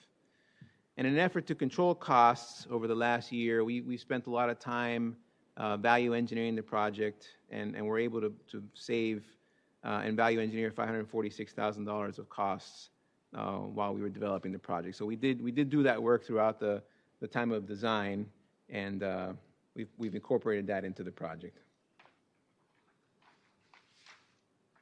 So our design build team has been very busy over the last several months. They pre-qualified subcontractors for all the trades that are required to put the project into construction and into service. We've completed all the bidding of the project, and these are the following results that we've come to. Basically, your building site and all your sustainability costs, our current bid for this project is at $8.695 million. We have not completed the design of J. Morris Commons Lane as of yet, so we still have an estimated cost for that. It's not an actual bid cost of $250,000. We've completed all the cost analysis for all the furniture, equipment, radio, IT, etc., and that's got a total cost of about $375,000. So our total Phase 2 cost to implement under the edifice team and bringing the project to completion, putting in all the equipment and so forth, is at $9.3 million. As a refresher, back in November, we did go ahead and award $1.5 million of this amount to the edifice ADW design build team to get some of the pre-construction items going for roofing and steel materials, to try to get those pre-purchased and get an advance on the timing on some of those long lead items due to the market conditions. So when you make a comparison of our budget from July and our current bid results, this is what we have, and this is what we're presenting today. Our town of Morrisville commitment at that time was $5.85 million. We've readjusted the Wake County EMS cost share, so now that figure is based on the new bid, so their allocation would bump up from $900,000 to $1.3 million. So our subtotal of Phase 2 cost share is at $7.1 million, and based on the bid results, we have a shortfall of $2.17 million. Now, these numbers have been rounded just for cleaner sake. So our recommendation, based on the past and present work conditions, is as follows. We certainly would like to proceed with the remainder of the project and bring the project to completion. We think that we could utilize the $8 million bond proceeds for construction award in lieu of reimbursing ourselves for the land purchase. We can incorporate additional project funds needed to cover the capital costs, and we're prepared to award the construction contract at the May 10th council meeting. And just to give you a brief summary of our schedule, giving the budget update right now, and we are prepared and we have bid out the project so that it is ready for construction. The Phase 2 contract award would happen next month, followed by the agreement approval for the Phase 2 award from Wake County's portion of their funding in June. We couldn't get them on the May calendar just because of timing of ours. Construction would begin shortly after that, and the project has a 12, 13-month construction timeline, so we would be completed the following year in 2023. And that concludes my presentation. I'm happy to answer any questions you have. Okay. I have a quick question. Because it's design build, if we go ahead and award the contract on May 10th, we will not have any further overruns. Anything else is on them. Is that accurate? That's right. So the design build has a guaranteed maximum price component, and we have the subcontractors' bids are good until the end of May. So those numbers can be locked in at the first council meeting, and that would control our costs at that point. So if costs nationally everywhere keep going up, we're still fine, and we won't have to do any more than this 21.7. That's right. All the subcontractor agreements will be locked in, and that will be the end of that. Okay, that's it's useful. unfortunate that the market has driven this. We've been doing some study, and it just unfortunately there's no exact guidance, and we don't have a crystal ball to know exactly what could happen. Right. But based on some of the biggest figure increases were like site work, for example. And with all the infrastructure money being pumped in from the federal government, that's not going to change for some time. And that was one of the biggest ones that increased when you look at all the costs. So. Okay. Yeah, I think we're all aware the sooner we make these investments, the sooner the lower costs. Yes, that's we agree with that. Okay, thank you. I'd like to recognize Councilmember Garamella, followed by Mayor Pro Tem Johnson. Thanks, Mark. When you said close to 500,000 of value engineering was done, can you put more light on that? Yeah, so we took a lot of time during the design phase to try to value the project. We spent time looking at everything from the material finishes, the types of brick we were using, the insulation we're using, without sacrificing any of the efficiencies and so forth. We looked to substitute certain window types and so forth to still get us the best product that we could, the best aesthetic value, and still meet the requirements of the project. So we literally took a look at everything from the screws and nails all the way through the air conditioning systems, electrical systems, everything that we could to value the project. I just wanted to ask that because I hope you didn't take out the Criddle Fire Station cost also there. I'm sorry. Nah, I was trying to make fun of it. So, no, and the other question is, this discussion came in the last meeting we had regarding the dog park and the use of stormwater and other utilities. Because I think the staff, I think Martha and Brandon were not aware, wanted to ask the site, because I think north side there is already an easement for that, and then you're adding an extra BMP to the back and the new one. What is all that? Because I want to see, is that adding up to the cost? How did we get there? Yeah, so we actually are meeting internally about some of those details, but just to give you like a brief overview, we maximize the use of the existing stormwater pond that's there. It doesn't meet current regulations and criteria for nutrient rules, so we had no choice but to add another stormwater control measure, which we did. And we were working with the adjacent property owner for some other details with their pond, but we're gonna get back to you on specific details once we have a chance to meet internally. Okay, and then even though you put the cost at $2.1 million, you're clearly saying that the road extension you have put at $250, you don't know the estimates of that either. Yes, I'm sorry. So I don't know how much cost overrun for that is, because here we are seeing 2.1 as of now, but do you have an estimate of how much that would be also? Because we want to get a full picture to understand. That's the reason I'm asking. Yeah, we actually originally had that estimated a little bit lower. We've since increased that estimate, and we've been working closely with the design firm to maximize or minimize the design, just to make sure we're just accommodating the use of a fire emergency access and not making it into something much bigger than we really need for that access. So originally we were thinking we would make that a 2-lane road with curb and gutter and sidewalks, and we're working through some details to minimize that because it's a one-way roadway, and some of the other accessories we really don't need for that. So we're trying to work through that to keep the cost down. So, is it safe to say if you have one slide up, if you go up one slide? Oh, I'm sorry, I couldn't hear you. More like where the cost is. I think we paid close to 2.1 million for the land, approximately. So, and if assuming that we are not trying to reimburse ourselves into it, the cost is as is, right? Technical. Okay. Yes.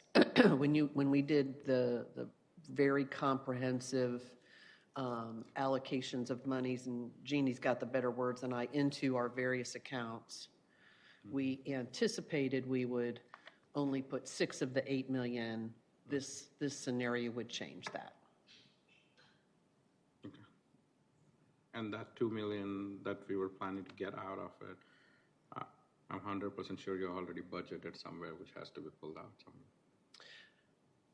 So we're working on draft CIP stuff for you for budget, and as it always faces you, you have finite amounts of money, lots of desires, and it's where you prioritize things. So yes, as your money goes less far, other things shift and change. But those are your decisions and your purview once we bring you a recommended CIP budget.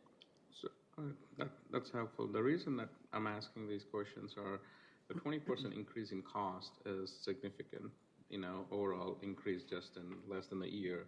So all our pipeline budgets that we have projected, I think it's better to go back and get real estimates, assuming, for example, Crabtree Nature Park, was $5.5 million. Add 20% to it. I'm just overall like looking at the whole thing, the other small projects that we are doing, the cricket facility we're talking, 20%. And that's what I'm trying to get a feel of, because, how do we go about? Overall, that's a big increase in our overall planning. So that's something that Martha and Jeannie had to work out, because all we have is old estimates now. Yeah. That's all. All right. And Thank you. it's significant, and we, even our consulting firms and the contractors have been, it's hard to keep up.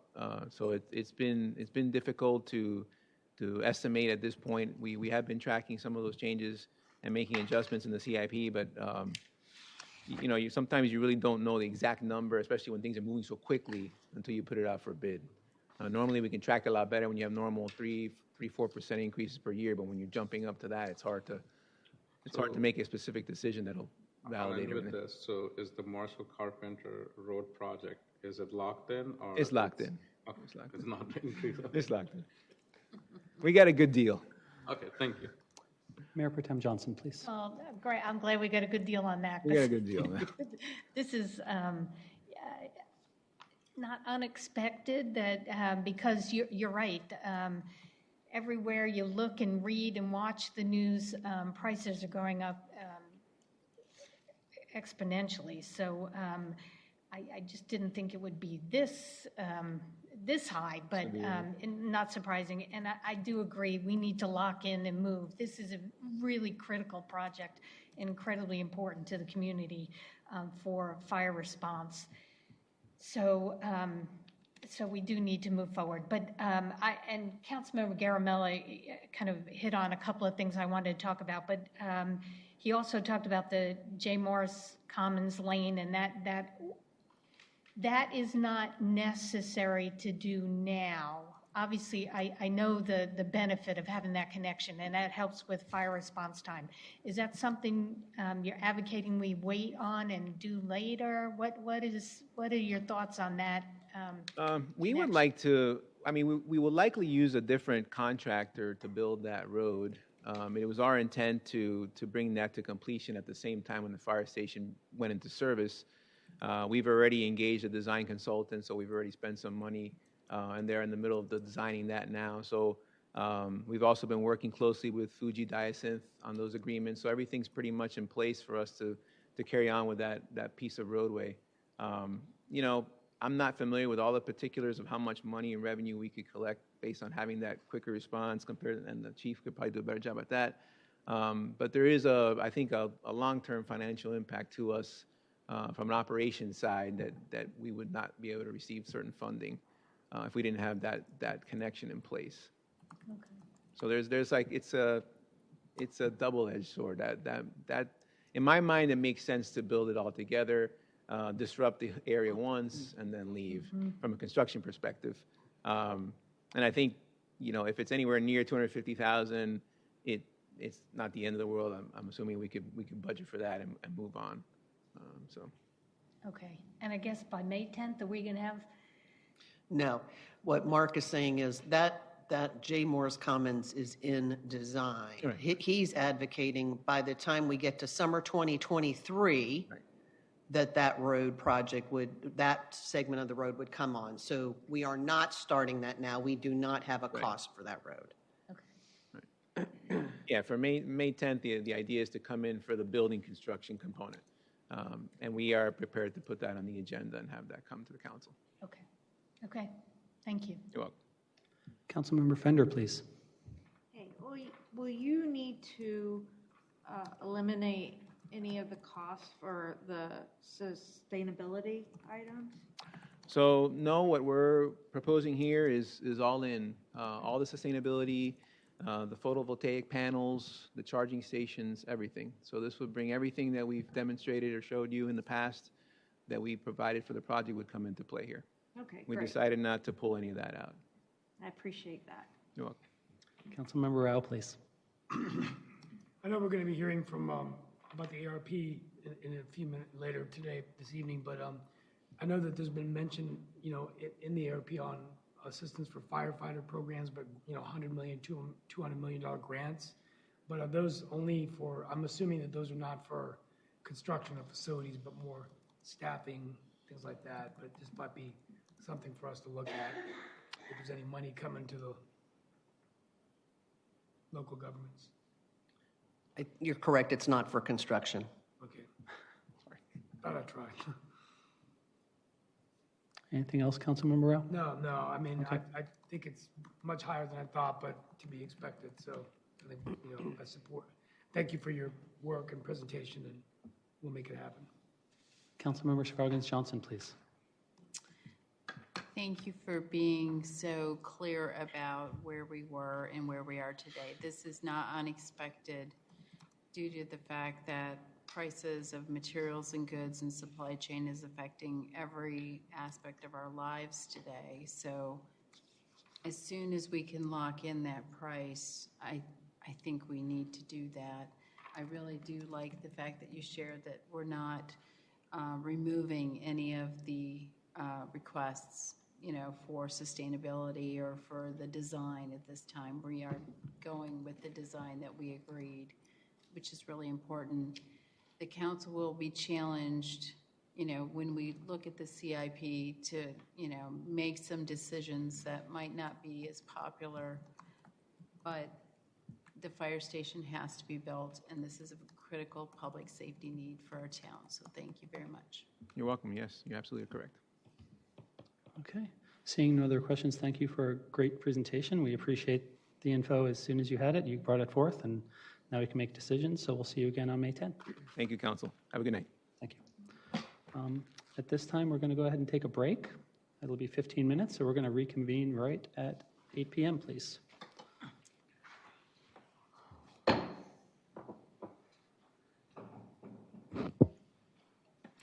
Check your email.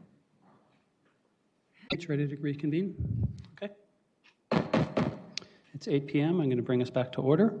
Town Clerk Smith will now present any public comments received. There were no public comments received, Okay, and no one signed up for tonight as well? and there were no individuals signed up to give public comment. Okay, thank you very much. Moving on to item 13. There are 3 action items on tonight's agenda. A resolution approving financial policies related to UG/ARPA funds, memorandums of understanding with Wake Tech Community College and Wake County Public School System, and spring advisory committee appointments. Michael James, Fiscal Recovery Officer, will facilitate the first item. Mr. James. Thank you. Good evening, Mayor and Council. As I mentioned to you last week, staff recently completed our review of all of our policies and procedures, as triggered in large part by our implementation of the American Rescue Plan Act and the local fiscal recovery funds that we are receiving as part of that. And so tonight we're bringing two policies for your adoption related to that review. The first is a conflict of interest policy, and the second item is a non-discrimination policy. Both of these policies are required policies as part of the terms and conditions that we agreed to when we accepted the funds, so really not optional here. I'm going to provide just a brief overview of each and then just take any questions if you have any. So I'll start first with the conflict of interest policy. And while ARPA is really the trigger for this review and bringing you this policy, this particular policy is going to be broader. It would apply to all the town's purchasing and contracting activities, but there are just a couple things we wanted to point out for you. First, it does specifically apply to and mention town council. And second of all, it does include in the definition of a conflict of interest, we just want you to be aware that it includes council members, but also any members of their immediate family, spouse, or organization that they may otherwise work for. And of course, it's generally it would be rare that council would be involved in selection, award, administration of a contract unless it was over and above a certain threshold, and you would see that in the event that you did have a conflict, you would just follow your normal process, disclose it at the beginning of the meeting like you always do. If it does relate to an ARPA program, we would just have to disclose that to U.S. Treasury. And again, that's required as part of the terms and conditions of our award. Moving on to the non-discrimination policy. I just want to be really clear with this one. Very simple, because I know you've recently adopted a non-discrimination ordinance. All that this policy is doing is saying that we are applying that ordinance and all of the existing federal regulations specifically to the ARPA program. And that's really it. It's just that we are required to have a specific non-discrimination policy for the ARPA program. And in the event that we receive any complaints, Treasury just requires that we would maintain a log of those and report them. So that's really it. So I'll take any questions if you have them. Otherwise, we just recommend this for adoption. Okay. I'm not seeing any questions. So I'd entertain a motion and a second to adopt Resolution 2022-152-A and Resolution 2022-152-B. Would that be two separate motions or one combined? Two separate motions, please. I'd like to recognize Mayor Pro Tem Johnson.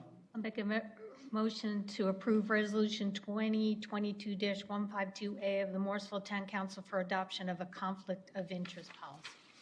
Second. I have a motion and a second. Town Clerk Smith will do a roll call vote, please.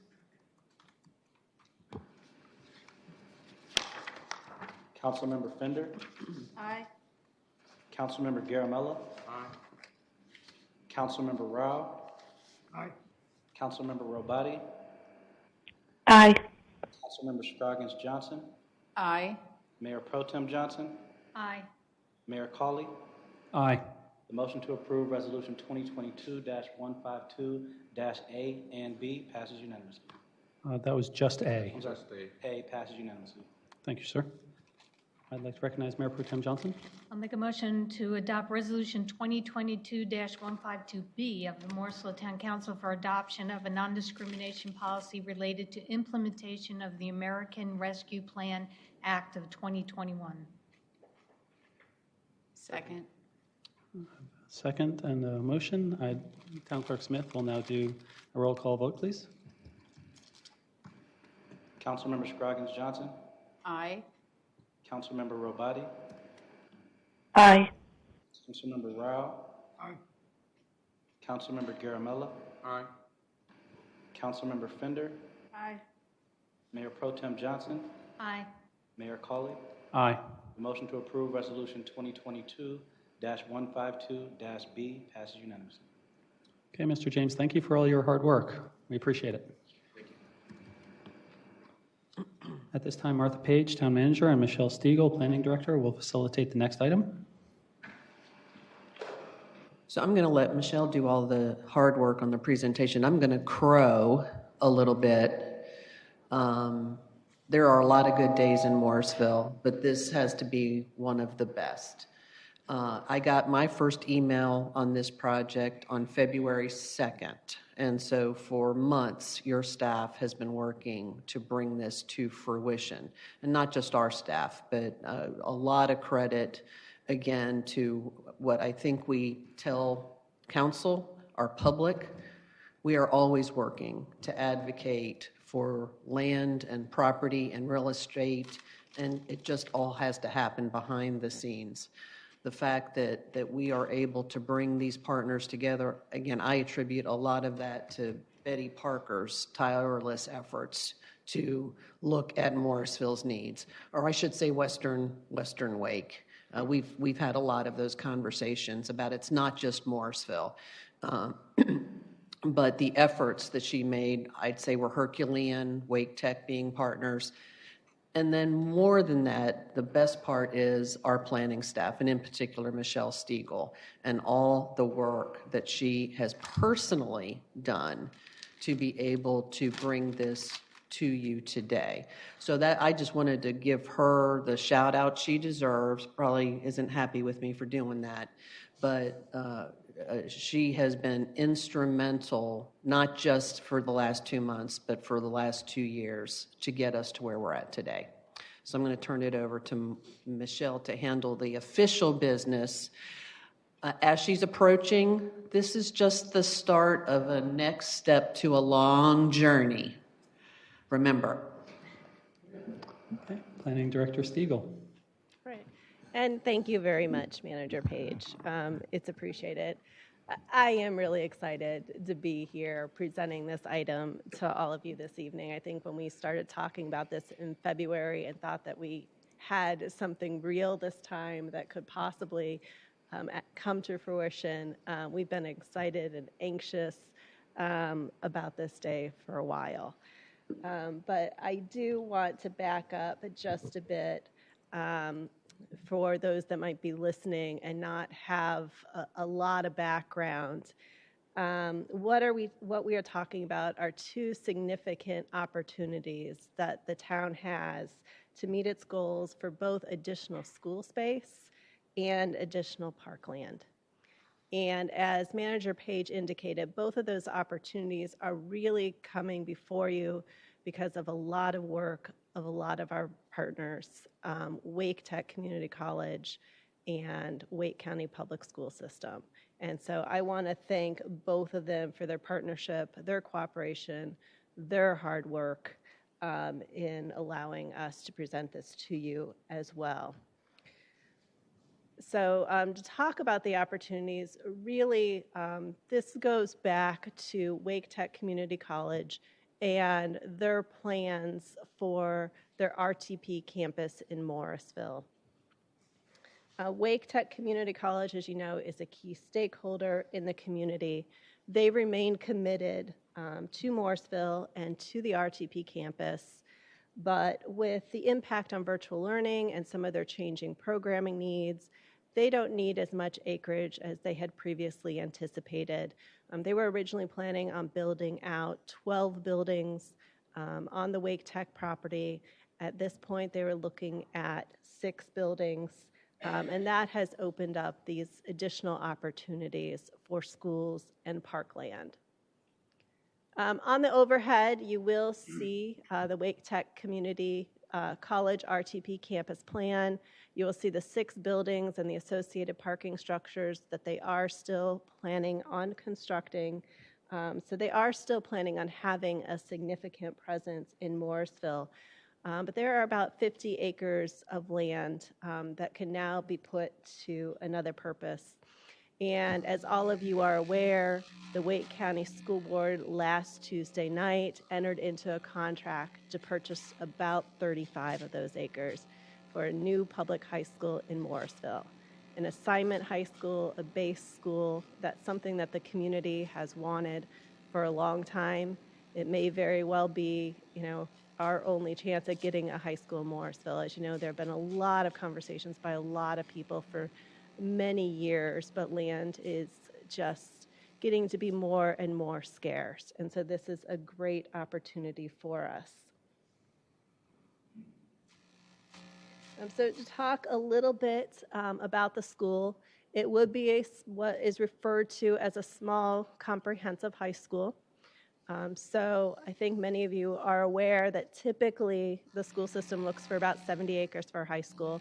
So with about 35 acres, we've been talking for a long time about thinking out of the box, about thinking about different models for schools.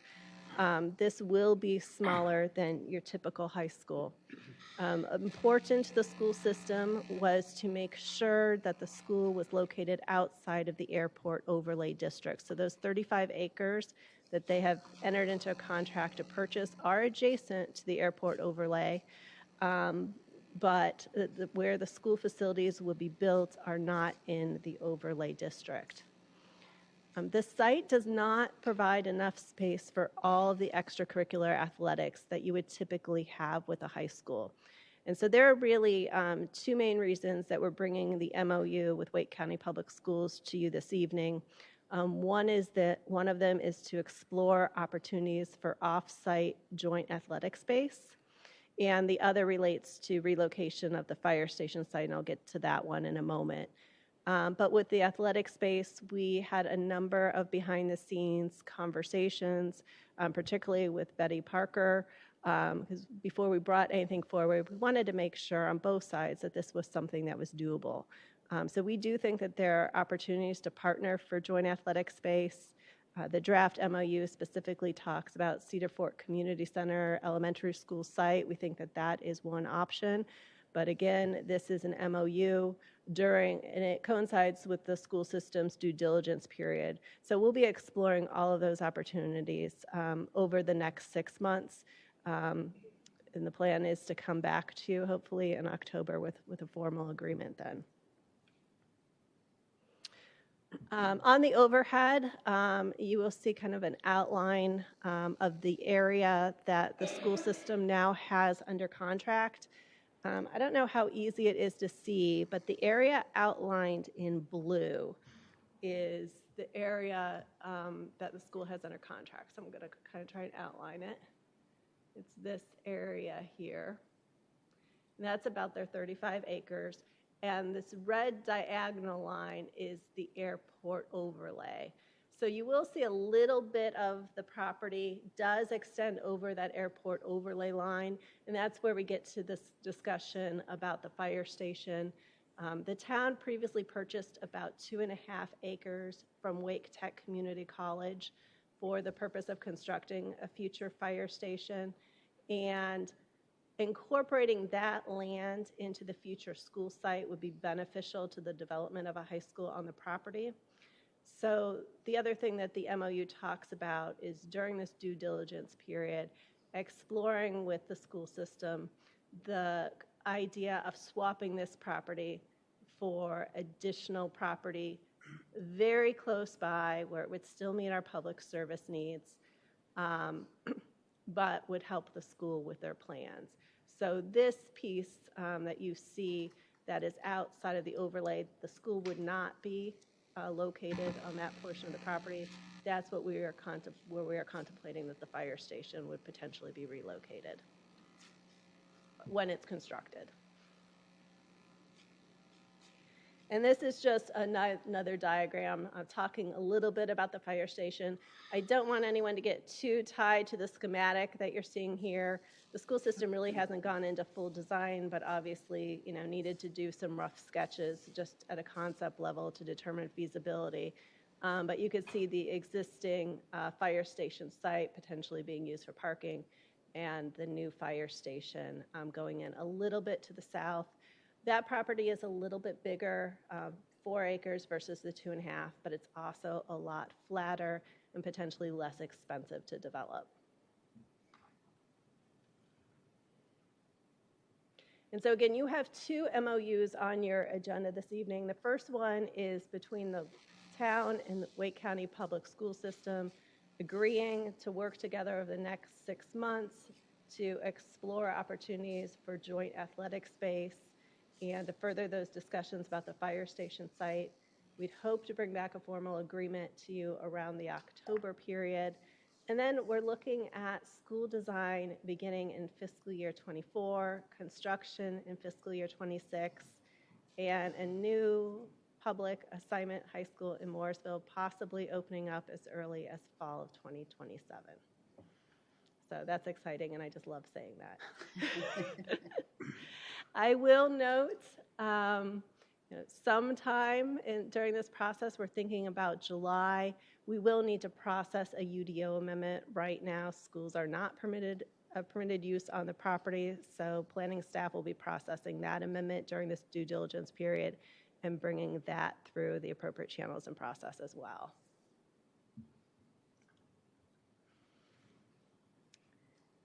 And so the second opportunity, the second MOU that is before you for consideration tonight has to do with parkland. So the school system has under contract about 35 acres, which does leave additional property that at this time Wake Tech has no plans to use. So we have been in discussions with them about entering into a long-term lease for that property. We expect it to be at a nominal rent between 15 and 20 acres. We're actually thinking it'll be about 17 and a half. But it is land that right now is open space in a natural state. The expectation or conversations to date have been that the town would be responsible for designing, construction, and maintenance costs for anything that we might want to use that property for, and that would be at our discretion. The draft MOU does also talk about working with the new school and working with Wake Tech to possibly accommodate joint access and joint parking. So we'd be exploring those options as well.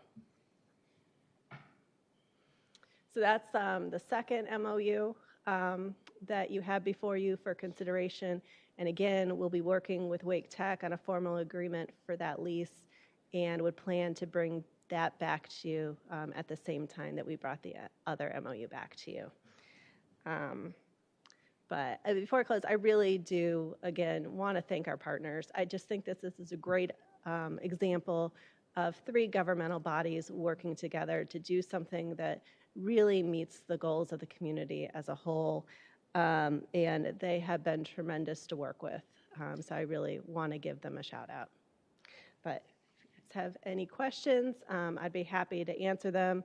And I guess I left one more slide out there just for context, but this would be, at the end of the day, the Wake Tech property, the school site north of the red line, park site south of the red line, potential fire station. It's wonderful. As was mentioned, that's a banner day. And a lot of hard work and a lot of time went into making this happen. I'd like to recognize Councilmember Garamella. Michelle and Martha, I think without saying the amount of effort that has gone, and especially the joy that this, Martha is saying, got email back in February, but to hold on and go through the process and hear to our rant all the time, and, you were, I have no words other than saying, like, I was just calculating this whole piece, like just 17 acres is we are paying close to $400,000. It's like $8 million right there that we were able to secure. We put a bond, and so we're still struggling, and this is like the best that we could get, and 37 acres next to it. It's almost $20 million bond. You can say that we got almost at free, but more to, both of you to work relentlessly to get that going. Thank you, because that should not go unnoticed. We are struggling with the budget, and, but this is something like a Christmas present, like for the decade, I would say. Thank you very much. And if I could, Michelle and I are glee. Randy and Brandon were with us all the way to help us strategize and get through. So I want to give them credit as well. They've been part of the team to just move it along. So I want to thank them as well. It's too much Wonderful. for Randy to take. Right. Councilmember Scroggins Johnson, followed by Councilmember Rao.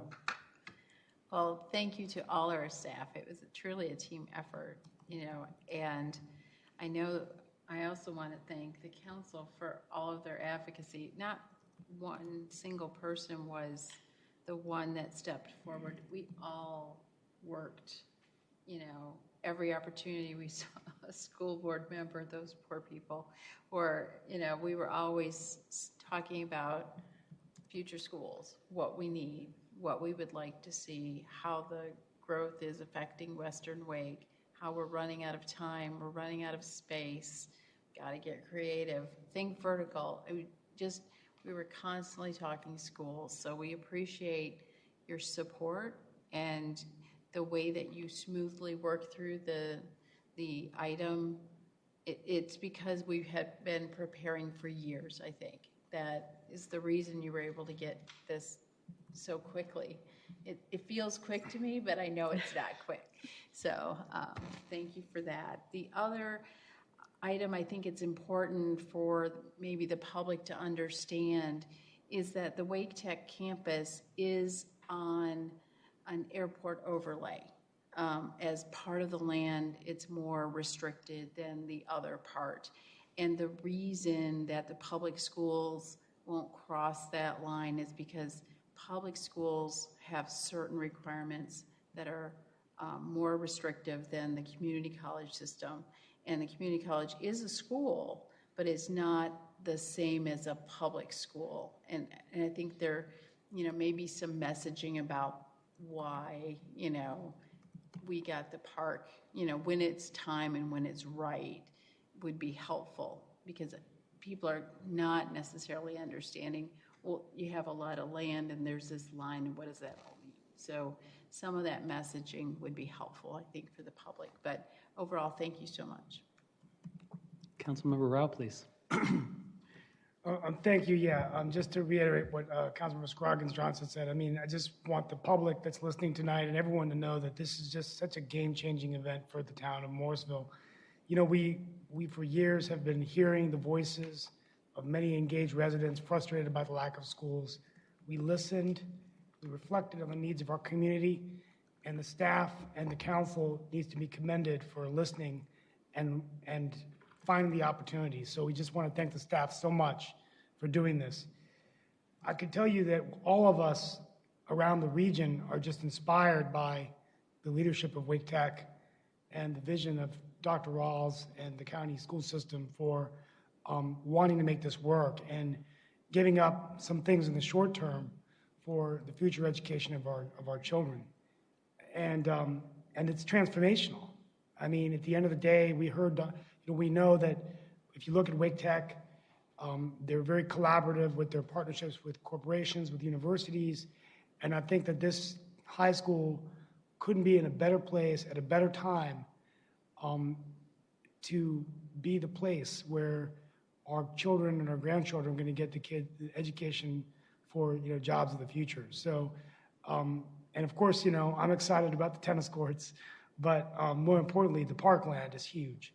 So this is just words that it cannot express enough our gratitude to the staff and to the partners. If they're listening tonight, I hope they are, because this has been probably the biggest development we've had in a long time, and I think the fact that it happened, just with all of it coming together. And I'll just end with that, because collaboration is often a word we hear, but we don't see it put in action like this. So thank you. Thank you very much. Mayor Pro Tem Johnson. So I have to extend my thanks. I have to extend my thanks to Michelle. Thank you for all your hard work, and I echo everything that's already been said. This is a long time in the making. There are lots of people to thank. I'm going to thank a few myself, but I really do also want to thank our residents.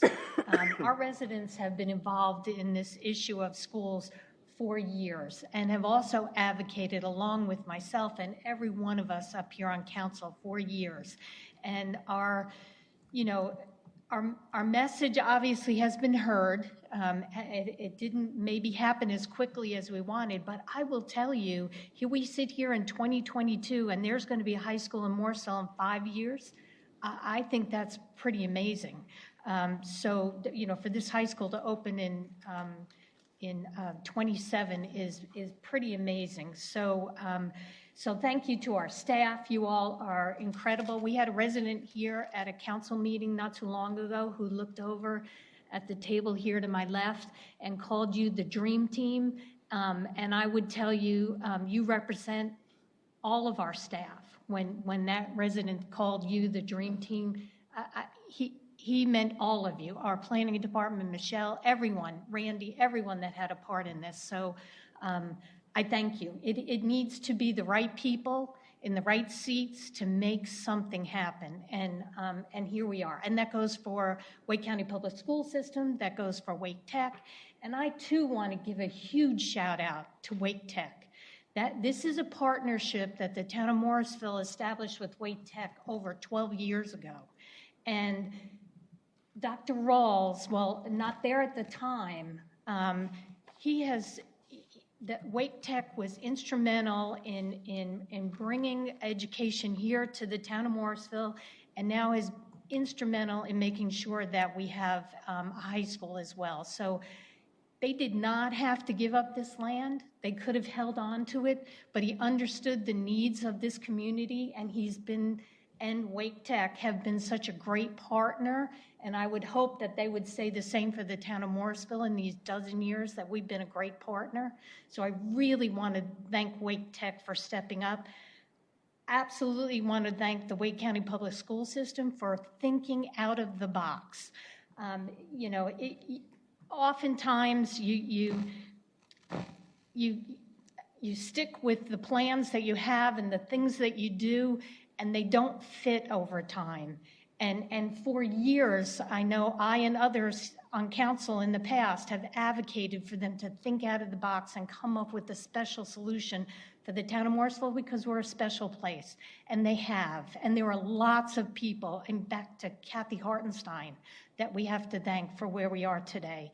So, and the last thing I'm going to say, here in the town of Morrisville, we have many goals, but 3 of our biggest goals are schools, parkland, and roads. And here we are meeting 2 of those goals which I agree are projects that are transformational for this community. So I'm really proud of all the hard work that you all have done in this room, and I thank you, and I'm really excited that we can finally talk about it because even we at council weren't allowed to talk about it for a little while. So, so I am really excited. I hope our citizens are excited.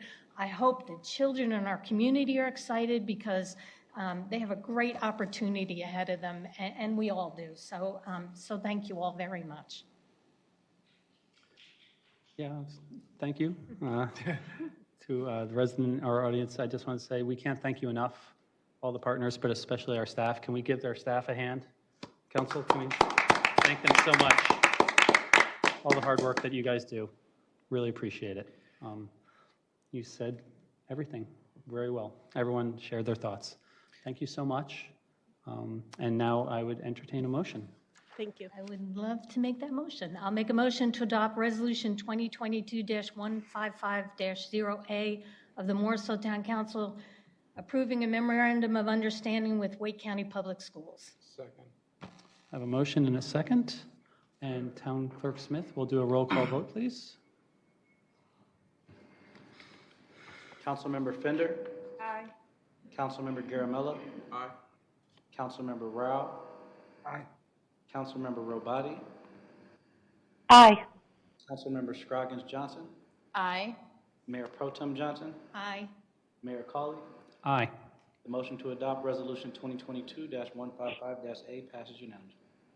Okay, who would like to make the second motion? I'll go with that one too. I'll make a motion to adopt Resolution 2022-155-0B of the Morrisville Town Council approving a memorandum of understanding with Wake Tech Community College and Wake County Public Schools. And can I please recognize Councilmember Rabadi? I would like to second that motion. Thank you. We have a motion and a second. Town Clerk Smith will do a roll call vote on that motion, please. Councilmember Robati, Aye. Councilmember Scroggins Johnson, Aye. Councilmember Rao, Aye.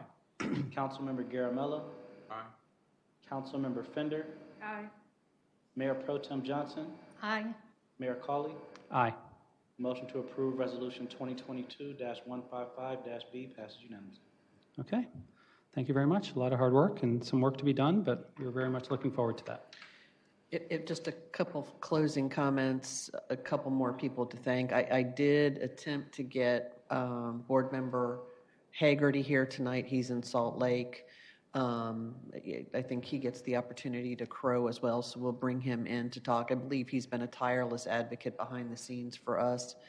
And then Erin and her shepherding of our MPAC committee, who has also been strong advocates and has these conversations on a regular basis. So I think she and I will be proud and pleased to share this same information with them at their meeting next week. And Kathy Moore across the way, your cohort. So thank you to everyone. So many people to thank. Really appreciate that. Eric Smith, our town clerk, will facilitate the final action item for this evening.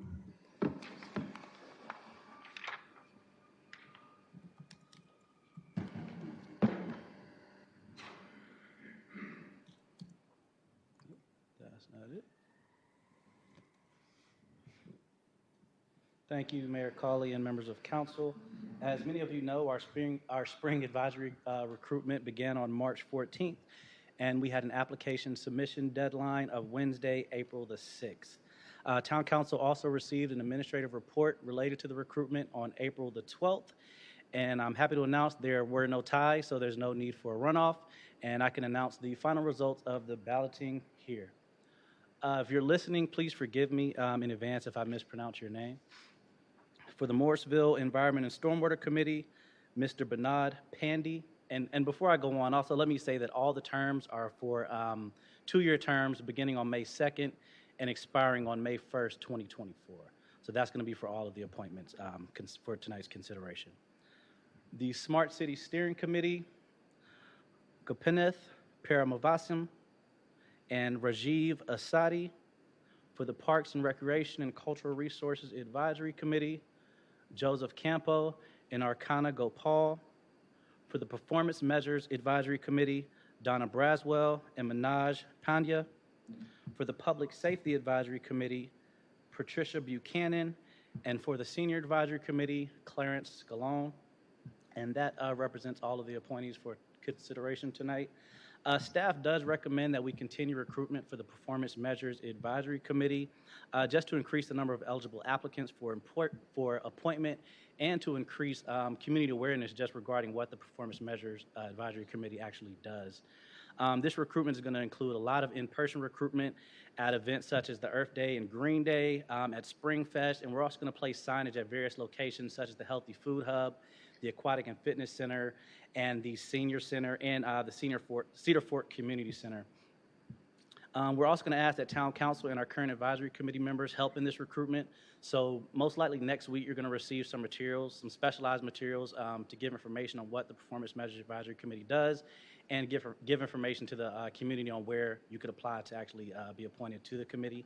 If this recruitment is successful, council may possibly see a special appointment item coming up before the tentatively scheduled summer appointment that we have scheduled for July. Okay, and that represents our appointments. I'm welcome to answer any questions. Excellent. Any questions before we take a vote to affirm these? Okay, I would entertain a motion. I'll make a motion to approve. Second. Is that a second from Councilmember Garamella? Yeah, okay. Town Clerk Smith, if you want to do the roll call vote, please. Councilmember Robati, Aye. Councilmember Rao, Aye. Councilmember Fender, Aye. Councilmember Garamella, Aye. Councilmember Scroggins Johnson, Aye. Mayor Pro Tem Johnson, Aye. Mayor Cawley. Aye. The motion to approve Resolution 2022-134 passes unanimously. Okay. Thank you very much. Moving on to item 14, future meetings, events, and citizen involvement opportunities. As always, the Healthy Food Hub has the Western Wake Farmers Market. They're now operating under summer hours, so that's 8 a.m. till 12 noon on every Saturday. Coming up, we have the Earth and Green Day celebrations. That's going to be on Saturday, April 30th. The Earth Day celebration will be from 8 a.m. till 12 noon, and we'll have lots of kids' activities centered on the Healthy Food Hub. The Green Day drive-through is from 10 a.m. till 1 p.m. That component will be nearby behind Fire Station 1 and have paper shredding, e-recycling, fats, oils, and grease collection, prescription medication take-back, and a food drive and more. Please check our website for all the details and to enter for prizes for our raffle giveaways. This year will be bigger and better than ever before. As always, for a full listing of events, please see the town calendar at www.townofmorrisville.org. And now we're at council and manager comments. I'd like to recognize Councilmember Rao, followed by Mayor Pro Tem Johnson. Thank you. I want to wish everyone a happy Eid Mubarak in the Muslim community this week as they end their Ramadan. And also encourage all of our residents to support Black-owned restaurants during Black Restaurant Week, to do what we can to support our minority businesses. Looking forward to Earth Day Festival this weekend, and I went out to the Apex one, and it was really great to see the Doc NC youth doing really, really great things. So really excited about that. And I also am looking forward to Brian Hamilton's address at the annual meeting for the Chamber. I attended his Inmates to Entrepreneurs celebration this weekend, and it's an amazing program where he's giving second chances to folks in the prison system to eventually become business people and start companies. Finally, on May 5th, I'm hosting North Carolina Secretary James Weaver for Tech Talks and Tacos event, which is an event I've started just to get tech people together, and he's going to talk about his visions for North Carolina's technology, talk about the broadband efforts, and learn about what's going on in Morrisville. So look forward to, it's at 4 o'clock at Wake Tech, and you can just RSVP to me, and it's in Building 1. But great meeting. Thank you all so much, and look forward to seeing you at the League of Municipalities Conference. Okay. Mayor Pro Tem Johnson, followed by Councilmember Garamella, please. So I just have two comments. On May 24th and 25th, the Morrisville Veterans Memorial Foundation has a fundraiser at Rosati's all day on May 24th and 25th. If you go into Rosati's and order and mention the Morrisville Veterans Memorial Foundation, 20% will be given back to the foundation. So I know we've got time, it's a month away, but I thought I'd mention it now so we can all get it on our calendar, and hopefully we can help promote that for them when the time comes. The other comment I want to make tonight, I unfortunately am going to miss our annual Green Day on April 30th. I'll be at NC State for another incredibly special cause. I will be, we're organizing a 5K walk for pancreatic cancer. So all those that may want to attend Green Day here in Morrisville and then head over to NC State Centennial Campus. If you go to purplestride.org/Raleigh-Durham, purplestride.org/Raleigh-Durham, you'll find all the information. Registration opens at 8 a.m. I will be there at 6 a.m. If anyone would like to join me before Green Day, I'll be out there setting up. But anyhow, I wish everyone well on the 30th, and I know our annual Green Day will be a success as it is always every year. So thank you. Okay. Councilmember Garamella, followed by Councilmember Scroggins Johnson, please. No comments. Okay. Councilmember Scroggins Johnson, please. No comments this evening. Thank you. Okay. I'm up next, followed by Councilmember Rabati.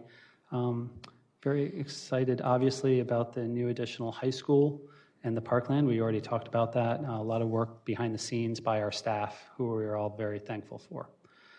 Speaking of high school, I'd like to congratulate my son Ryan and 6 of his fellow Green Hope dance team members who were inducted into the National Dance Honor Society earlier today. Thousands of hours of effort doing what they love led to that.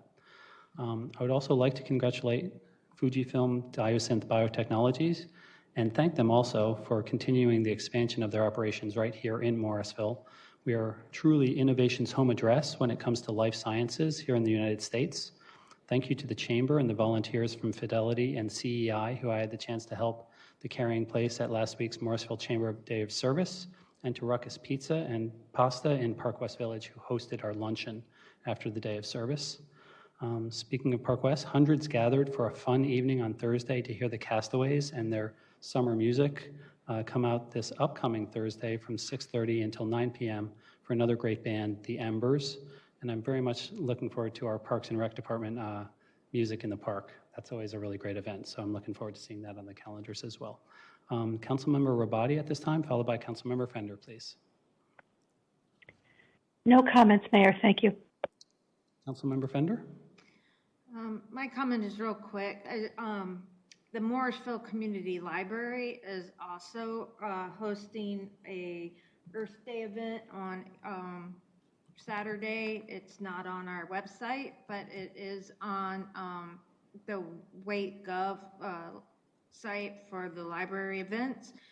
They're expanding their bee garden and also having activities for adults, families, and kids. And it is Saturday from 4 to 5, so a little bit later in the day than the other events. So. Excellent. Thanks for bringing that up. Town Manager Page, any comments from staff?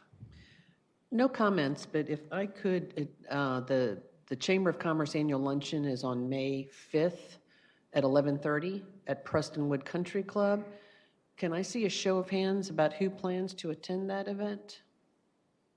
1, 2. Okay, thank you. Okay. Yes, sir. Please. I think I've made this announcement before, and the creek actually rose. So if the creek doesn't rise this time, my wife and I are going on a Danube River cruise later this week, and I won't be back in time for your May 10 meeting. So I'm going to put you in Lori Jones' capable hands for a May 10th meeting. And Okay. hope I'll see you after that and have some boring stories to tell. Wonderful. We won't approve the budget that night. We'll let you come back for some of that discussion. Okay, great. Seeing nothing else, I'd like to thank everyone for watching this meeting of the Morrisville Town Council. We hope you plan to join us again. Please feel free to email your town council members at towncouncil@townofmorrisville.org or visit www.towncouncil.org/council for additional contact information. And at this time, is there a motion and a second to adjourn? I'll make that motion. Second. Okay, I have a motion and a second. Town Clerk Smith, if you would go ahead and do a roll call vote to adjourn, please. Councilmember Scroggins Johnson, Aye. Councilmember Robati, Aye. Councilmember Rao, Aye. Councilmember Garamella, Aye. Councilmember Fender, Aye. Mayor Pro Tem Johnson, Aye. Mayor Cawley. Aye. The motion to adjourn passes unanimously. It is 8:44. We are adjourned. Thank you all.